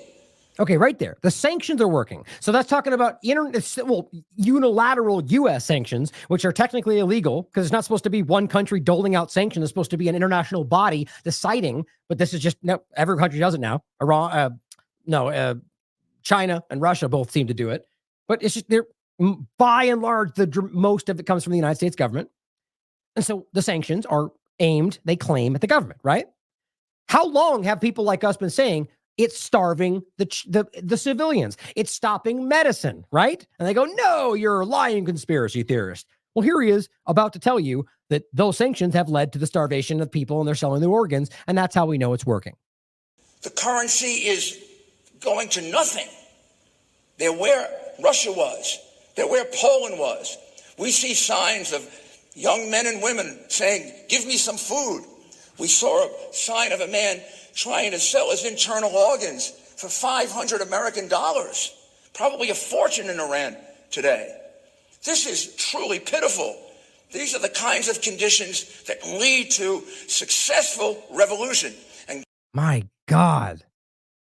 Guys, these are the worst people in the world. I mean, this is the worst thing. And it's what I always say. You're not just doing the bad thing. You're doing that and then pretending to be the good guy. It really creeps me out every time. And I don't know whether these people convince themselves they are the good guy or not. Frankly, I don't think they do. I think that these are bad people. You are praising and highlighting the starvation of civilians to the point to where they sell their organs for food. And you're going, that's how you make a good revolution. That's the truth of all of this. They're doing it now in every other location we talked about. That's important to understand for this conversation. What do you think? Do you think that maybe's driven Iran to act a certain way? It's crazy. Now, the ship, the last couple of points we're going to get into, it's important to realize that just before this, Iran's Revolutionary Guard seized a container ship near the Strait of Hormuz, which again is that very important waterway that I think is about to become a very important part of this, because Iran can literally shut down the one of the most important waterways for shipping and oil. And they've threatened that many times, which is what I've shown many times, which is why they went after Yemen to control the Bab el-Mandeb Strait. They already control the Suez Canal. So if they control the Bab el-Mandeb Strait, which they've failed to ultimately do, they can try to work another direction. But I think right now they're in a position where they've trapped themselves. Either way, this has started to happen, and this is before the attacks today. Now, Low Key points out the MSC Aries ship, which appeared to have been seized, was owned by Zodiac Maritime, which we just told you before. And he says the documented fact that Zodiac Maritime has a history of transporting Israeli elite units, which is a crime, into the region, carrying out assassinations in the UAE and Iran. Nobody seems to care about it. Zodiac Maritime is owned by the billionaire Israeli Offer family, and despite its history as a front for Israeli intelligence being covered by both the Times and Mint Press, I believe the Times being the UK Times, it has remained a British registered company. So they know this. I mean, the Times is the one that reported about the U.S. military bringing in assassination groups from Ukraine into Russia. So clearly they've reported that it happens all the time, and these rules-based international order lackey just don't care because they don't care about what they pretend they're fighting for. Oh, and here's the links, by the way, so you can check it out. Israeli stealth ships in raids on Iran. See, I mean, provable stuff, guys. Here's even Ynet News. Afir ship took Mossad agents to Iran. That's Israeli media, guys. And yet, the U.S. government and everybody else, just nobody cares. Just to let them violate international law because why? They told you they can. We can do whatever we want. We can violate anything. Elijah Magnes points out that they are sending multiple messages to the U.S. and Israel, Iran is, by seizing the Israeli-owned ship. One, it is in no way a response to the violation of the consulate bombing. I agree with that. It is a response to Joe Biden's messaging to Iran saying, don't. And Iran says, what will you do now? Number three, responding to U.S. officials saying that the U.S. will defend Israel and by any means necessary. Iran says, show us your move now. Number four, a response to Israel's bombing of Iranian logistic warehouses in Syria, which is a different bombing, which again, it's just so many crimes that nobody talks about. Ratcheting up tensions with Israel right before the big hit, which is exactly what just happened. Cutting off the land route provided by Israel by the UAE, Saudi Arabia, and Jordan by offering Israel a port at the Jebel Ali where goods are transported via the TruckNet Israeli Elat base company to bypass the Yemen Ansar al blockade. The Strait of Hormuz will be closed in a case of war, which is what I was just talking about. 20% of the world's transit and oil comes through there. Expect inflation and oil prices to reach sky high if this conflict continues. That's another point that I keep seeing made. This realistically could cause oil prices to go outrageously high. Now, in the interest of time, I just briefly talked about this, but Arnaud Bertrand is writing, there's rarely been a more extraordinary military failure as Operation Prosperity Guardian. It's almost unbelievable. He says, think about that. An operation announced by Lloyd Austin in December as a broad coalition of everybody, the U.S. Navy, the Royal Navy, the Royal Australian Navy, Royal Bahrain Naval Force, the Royal Canadian, on and on and on. So many countries involved against the Ansar Allah movement. That's it. At the time, the Pentagon was all gung-ho, right? Telling everybody they really need to ask themselves if they've bitten off more than they can chew. And he's highlighting all this, showing you that when they're writing about it. Maybe they don't know what they've gotten themselves into, right? Showing you all the different groups aligned just against the Yemeni Navy and basically the Yemen government. But, as it turns out, they hadn't. 3 months later, the Prosperity Guardian Coalition is apparently currently suing for peace and offering an extraordinary array of concessions. They don't want the world to be seeing this. This is being reported by other I think this was the Cradle and other outlets, including lifting Yemen's siege entirely, which is huge. That hasn't happened. They've been starving that country for decades. Repairing the damages, removing foreign forces from all occupied Yemeni lands and islands, and removing Ansar Allah from the State Department's terrorism list. Think about that. Ansar Allah, undeterred, get this, in response to those concessions offered, they say, we will continue operations as long as Israeli aggression against Gaza persists. Wow. I mean, guys, think about that. It shows you that they're like, fine, you're offering us everything we've ever wanted, and we're going, not until we get what we want in regard to Gaza. I mean, I haven't seen more of an integrity-based stance from anybody in the world in regard to Gaza than Yemen. I mean, I'm not saying that is what they truly are caring about. I can never know what people's intentions are. But to me, their stance has been continually the only government body that has been standing truly behind what the Palestinian people are fighting for. Post-October 7th, I mean. And now they're saying we won't even take this massive deal. I think what this shows is the U.S. government recognizes that until they stop what Yemen is doing, that they're not going to be able to fully be able to help Israel, right? Or Israel can't help itself. So they've recognized, and still think about this again to the point about what they have on them. They're now giving up this massive, decades-long starvation tactic to I mean, for what? It's like Afghanistan, 20 years of act for nothing, just to continue to support Israel. It's mind-blowing to me. And it's also incredibly embarrassing for the United States government. Now, a couple last points. We have Grant Shapps saying, Iran must cease their destabilizing behavior immediately. It's just so crazy what kind of things people will say when we're watching the U.S. government bomb and destroy countries. Israel's committing open genocide and bombing consulate buildings, and Iran responds to that, and they have to stop their destabilizing behavior. I mean, again, this is somebody who's just saying this because that's the narrative they're supposed to be spreading. He also says, seizure of the cargo ship, the MSC Ares by Iran, get this, an unacceptable and blatant violation of international law. It's just, my God. The idea, and I'm not even going to disagree that the ship, well, again, the point is it or is it not being used by Israel for military purposes? Remember, we have even Israeli media that's telling you that these ships and that company is basically a front for Israeli military. That changes everything. My point, though, imagine saying that after you just ignored them bombing the consulate, after you ignored them carrying out a 6-month genocide. Some people are just really ridiculous. Now, I kind of wanted to wrap this now. I don't have much time. I'm going to include this for you. Alon Mizrahi just points out a really great breakdown showing you that in every direction, they're basically surrounded by people that are currently against their agenda. That in every basic way right now, it's very clear that the U.S. government is aware that they know they can't win this. Or maybe they're not, but that's the reality on the ground. And I think an analyst that's not very clearly biased to one side of this is telling you the same thing. So it's important to think about. The U.S. cannot win this war against Iran. He says, and I believe all parties involved know that. He says, the only thing that remains unknown is how insane and self-destructive the U.S. has become under Netanyahu and AIPAC's, how shall we say it, influence. I completely agree. Now to finish, I want to just wrap this up quickly. I wanted to highlight a couple points for you. In regard to and I'm going to go through this again because this deserves more focus. The Cradle's reporting, and really Channel 12, Israeli media is reporting, it's a leak from the Israeli negotiation delegation, which, by the way, is exactly what we've been telling you from day one. Netanyahu, and this is coming from Israeli media, Netanyahu is obstructing the exchange deal. They don't want the hostage back, guys. And the negotiations in this current form may last a year. They're trying to stop this.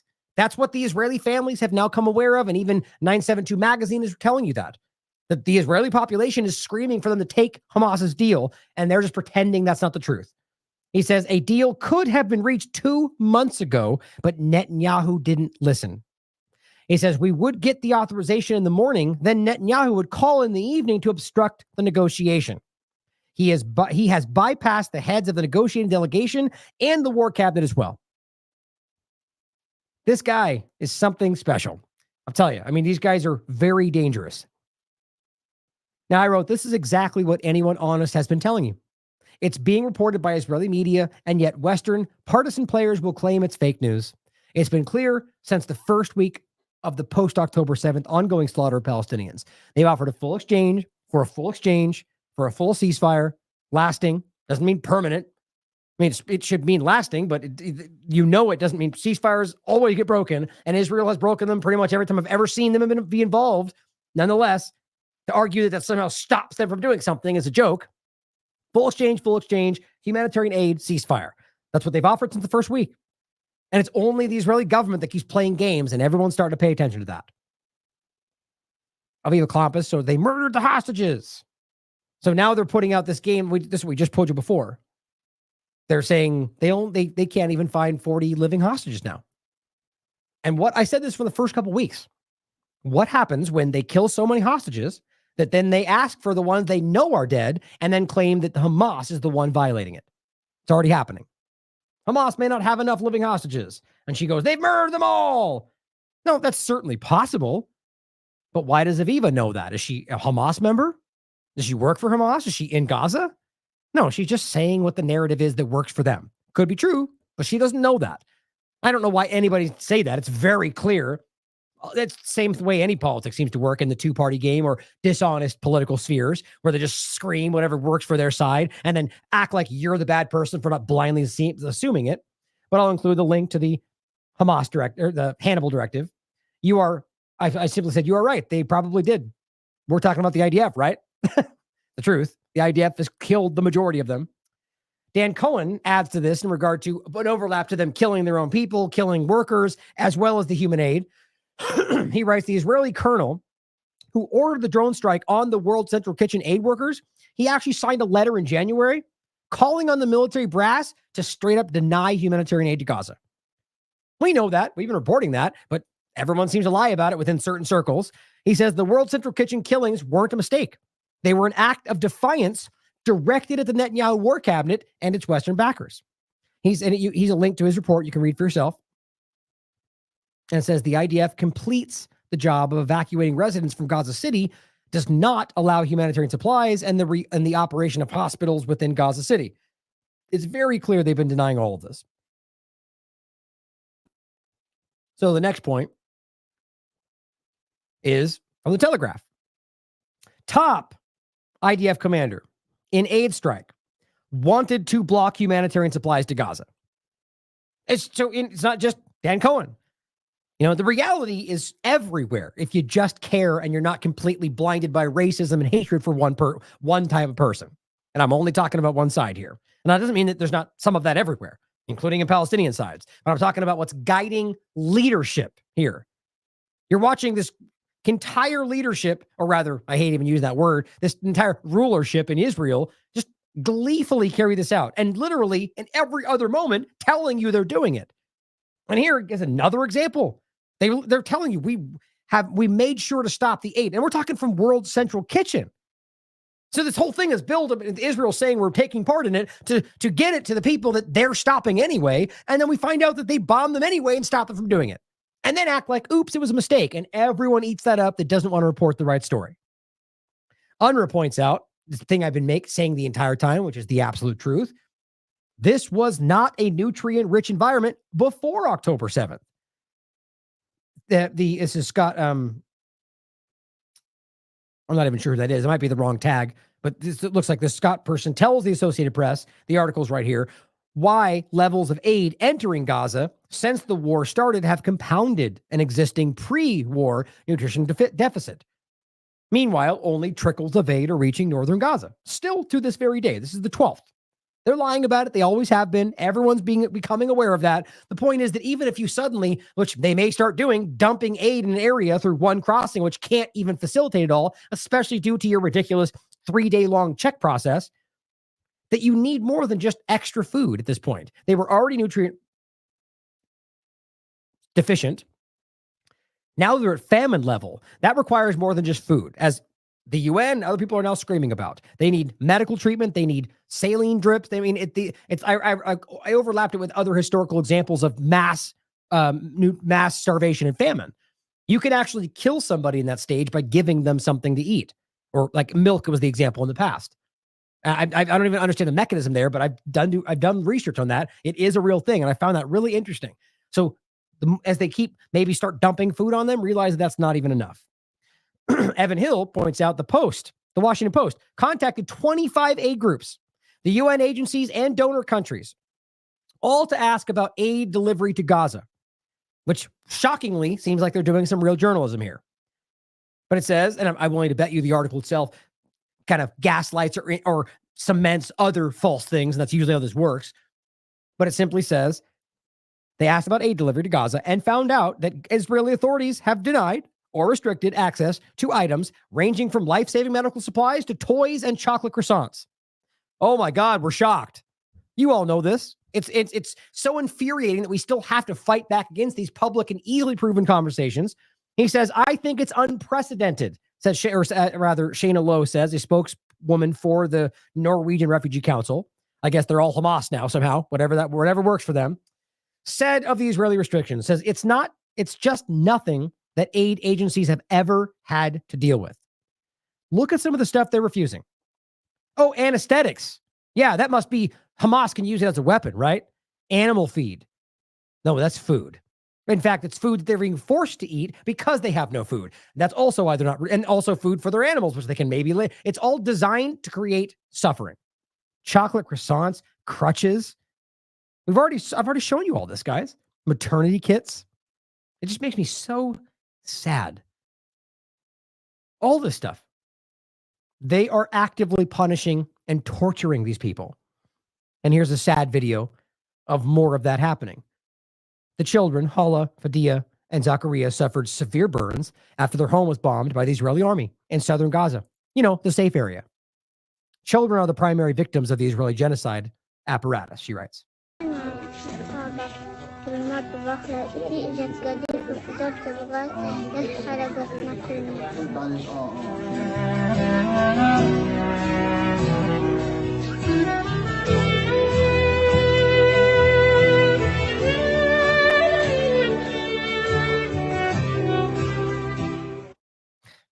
I guess those are Hamas members. I'm sure Israel will tell you that.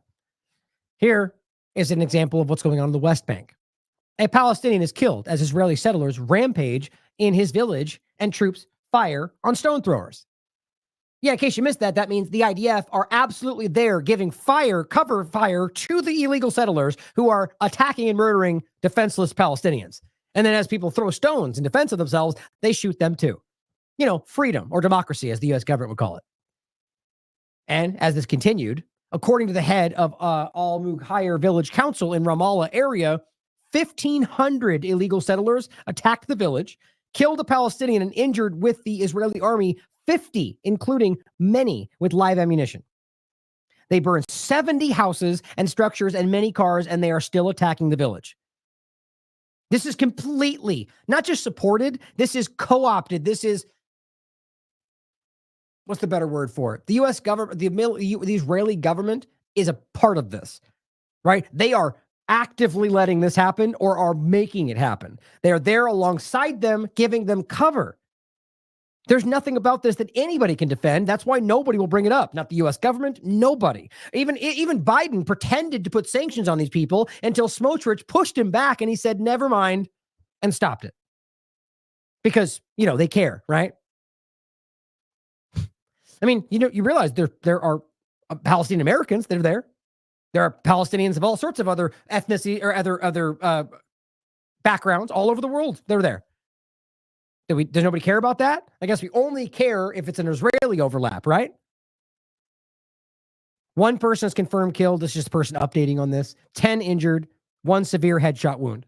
The Israeli army has shut down all entrances to the village. Why would they do that? Oh, I know, to stop the ambulances from coming to help them, because they do it every time. Because that's how they show that they care. Limiting access to Palestinians to the village, but doing nothing to stop the settler pogrom in the village. Right, so they're in there still murdering, still bombing, still destroying. It's more so seemingly about the houses. Clearly, this is about removing them from the area, but stopping any help from coming. Now, I'm just going to include this. I was going to play this, but I want to get done for 2 hours. I have to get out of here. A great video from Fiora Isabella highlighting the story we were talking about here. Shot by the IDF 11 times and imprisoned. My ground report from Jenin. Now, this isn't the exact dynamic. This is just talking about in the West Bank and what she saw and what's going on. So a real journalist telling you what they really saw on the ground. Lastly, and this is the point that I was saying before, this is coming directly from Haaretz, saying what can't be said. Israel has been defeated. Pretty embarrassing for them. Saying what can't be said, Israel has been defeated. A total defeat. The war's aims won't be achieved, they write. The hostages won't be returned through military pressure. Security won't be restored, and Israel's international ostracism won't end. It says we've lost. Truth must be told. The inability to admit it encapsulates everything you need to know about Israel's individual and mass psychology. There's a clear, sharp, predictable reality that we should begin to fathom, to process, to understand, and draw conclusions from for the future. The Cradle writes, just kind of highlighting, and they wrote the same article highlighting the same journalist from Haaretz saying this. And it says, renowned journalist, Israeli journalist, Chaim Levinson, published a piece in Haaretz saying that they've lost. Total defeat. It says, quote, Hamas will not be eradicated. The hostages will not be returned. Security will not be reestablished.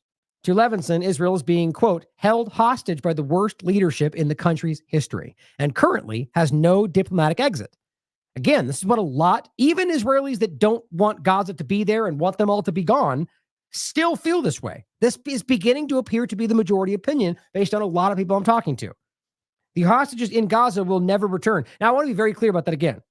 That's not to say that most of the Israelis or any overlap we're talking about are now suddenly in support of Palestinians. I think it's very clear always to point out that it seems obvious that the majority of the population are wildly racist toward Palestinians, but not all of them. And again, there's large groups within Israel and other parts of the world, Jewish groups and others, that very clearly don't agree with that. That's not the same thing, though, to say that they, regardless of what's happening to Gaza, are recognizing that their government is not acting in their interests or the interest of their families. In fact, the Israeli government's acting against everybody's interest except the Zionist movement. That's the truth. Now, it says, the hostages in Gaza will never return, and Israel will not regain its security. He cites lies, procrastination, deceit, and denial in dealing with the war. He also points out that the Israelis may not be able to safely return to the northern border following Hezbollah's cross-border attacks. The public is being deceived into thinking action will be taken against Hezbollah, but that, the quote, the deadline keeps being pushed back. They know they can't go against Hezbollah. That's reality. But it says, as for the Rafah invasion, I should say, take it back. And this is what I think the same point is about all of this. They know they can't do any of this without the U.S. and others stepping in. Even then, I think it's clear that they can't win even then. But I think the point is, Israel's hoping that the U.S. government gets pulled like they're trying to do right now. And maybe that will draw in the rest of the other axis, like NATO and everything else. And then you really will have a world war, which, by the way, we've already been involved in for a decade now or longer. Even more. Like we've been multi-countries involved in one location war for a very long time. Any other time in history that was called World War. They don't want to say that now. That's the point, though. And it says, as for Rafah invasion, Levinson calls it the newest bluff. That's interesting. And that by the time it actually happens, if it happens, the actual event will have lost its significance. Now, I don't know if I agree with that in the sense that I think that there really is an intention to do this. And I think that it's just the fact that they're not, because it's recognized that it's going to hurt their interest in the long run with U.S. support. I think that's what it really comes down to. But either way, I ultimately agree. And last point, this is another Haaretz article. Another concept implodes. Israel can't be managed by a criminal defendant. This is 2023. It's not new, but it's October 9th. It's just before just after October 7th, excuse me. And so the point is that they're already highlighting this. And this is what we were saying just long before this. The judicial reforms, the fact that he had multiple indictments. Like, the people don't like Netanyahu. He's a criminal. And they all say that. And the corporate media says that. Now, all of a sudden, this all shifted and we're refocused. The point was the same. I think the reality was trying to create the idea that it's only Netanyahu, try to shift the blame if they need to. Either way, recognize this person does not have the support of anybody other than other belligerent Zionist supporters. And I guess that's all they need today. And why does that make sense? What is it that they can do that causes that kind of blind support against the interests of the people supporting them? That's a question I want to end on and let you reflect on, because it is something. There's something going on there. And again, everyone that wants to hide this is going to try to pretend that we're secretly talking about Jewish people. It's the obvious opposite of that. Like, that's what's so embarrassing when you get in these arguments with people online where they just jump right to the fact that we know you hate Jews. And it's like, is that the best you have? Like, it's very clear that what we're doing is actively defending the safety of the Jewish population against Zionism, or really anybody being oppressed, whether they be Jewish or Muslim or Christian or, religion we're talking about there, or in regard to ethnicity, which is not a Jewish concept. That would be Israeli or American or British. The point is, it doesn't matter to me. I defend the people that are being attacked or oppressed or are being misrepresented, that deserve it anyway, right? The point at the end of the day is that applies to any of these people. And in fact, right now, I feel like more than anybody, or maybe save less for the Palestinians, that I'm fighting for the Jewish community, showing them that they're being attacked, being sacrificed by the Zionist organization. And there are also a lot of other Jewish groups like Torah Judaism and others around the world that are trying to get your attention. Now, their account has rightfully exploded since then. I think they got like 300,000 followers now. So people see their message, which is, as always, Zionism is not Judaism. Zionism does not represent Jews. Israel is not the state of the Jewish people. They repeatedly say this, and which is why they get beat up by the IDF, even in Israel, even though they're Orthodox Jews. Interesting. But we'll leave it there for tonight. Actually, well, let's just very quickly take a quick glance just in case there's anything else that might be going on here.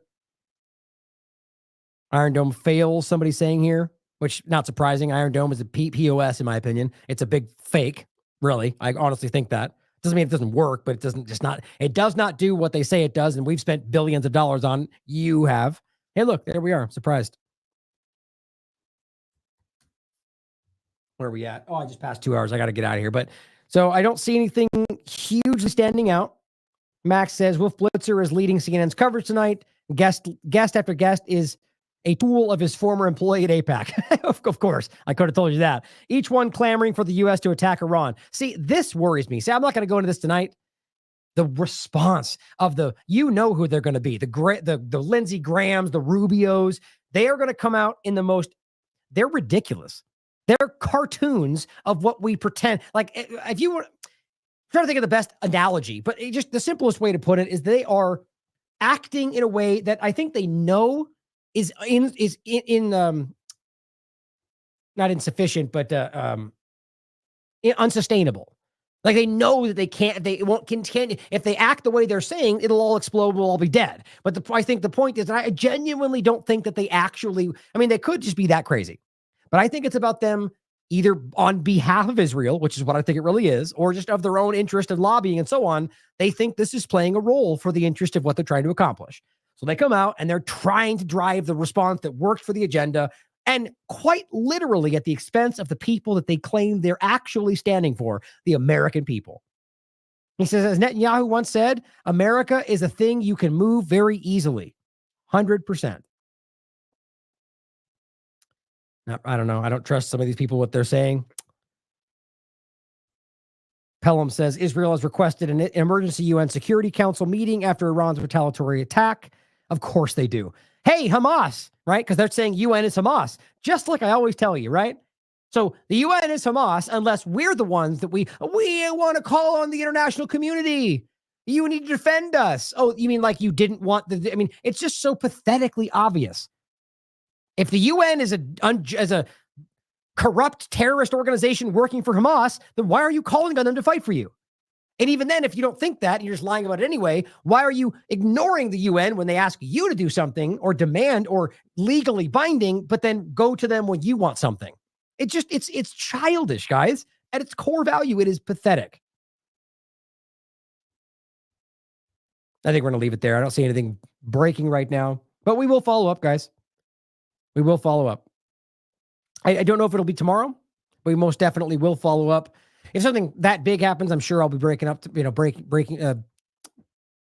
jumping on tomorrow. But in any case, thank you for tuning in tonight. I appreciate your support, guys. And I appreciate your staying tuned tonight after 2 shows. I think it's important that we break this down in a very objective, nonpartisan way, as always, and do our best to be accurate and not jump to conclusions or drive war for the interest of a 2-party paradigm. So just be skeptical, guys. Be careful and ask questions. We always have to recognize that even if it's exactly what it looks like, there are players trying to use it for their interest. So just be on guard, be skeptical, and, as always, question everything. I love you all. Question everything. Come to your own conclusions. Stay vigilant.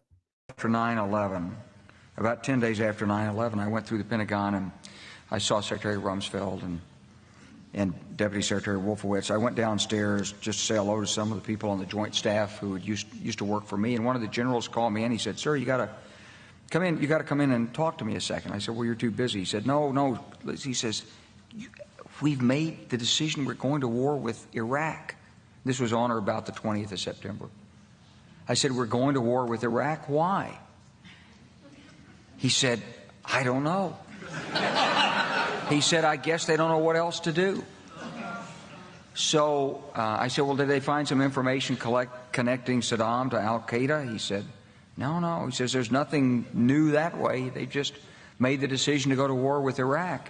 He said, "I guess it's like we don't know what to do about terrorists, but we've got a good military and we can take down governments." And he said, "I guess if the only tool you have is a hammer, every problem has to look like a nail." So I came back to see him a few weeks later, and by that time we were bombing in Afghanistan. I said, "Are we still going to war with Iraq?" And he said, "Oh, it's worse than that."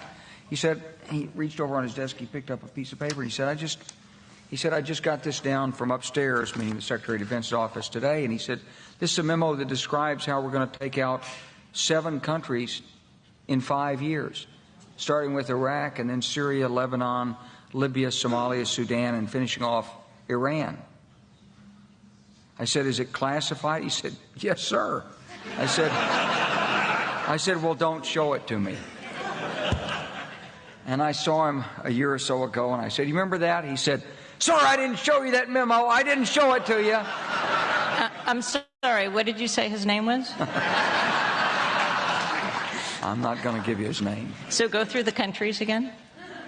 Well, starting with Iraq, then Syria and Lebanon, then Libya, then Somalia and Sudan, and then back to Iran. So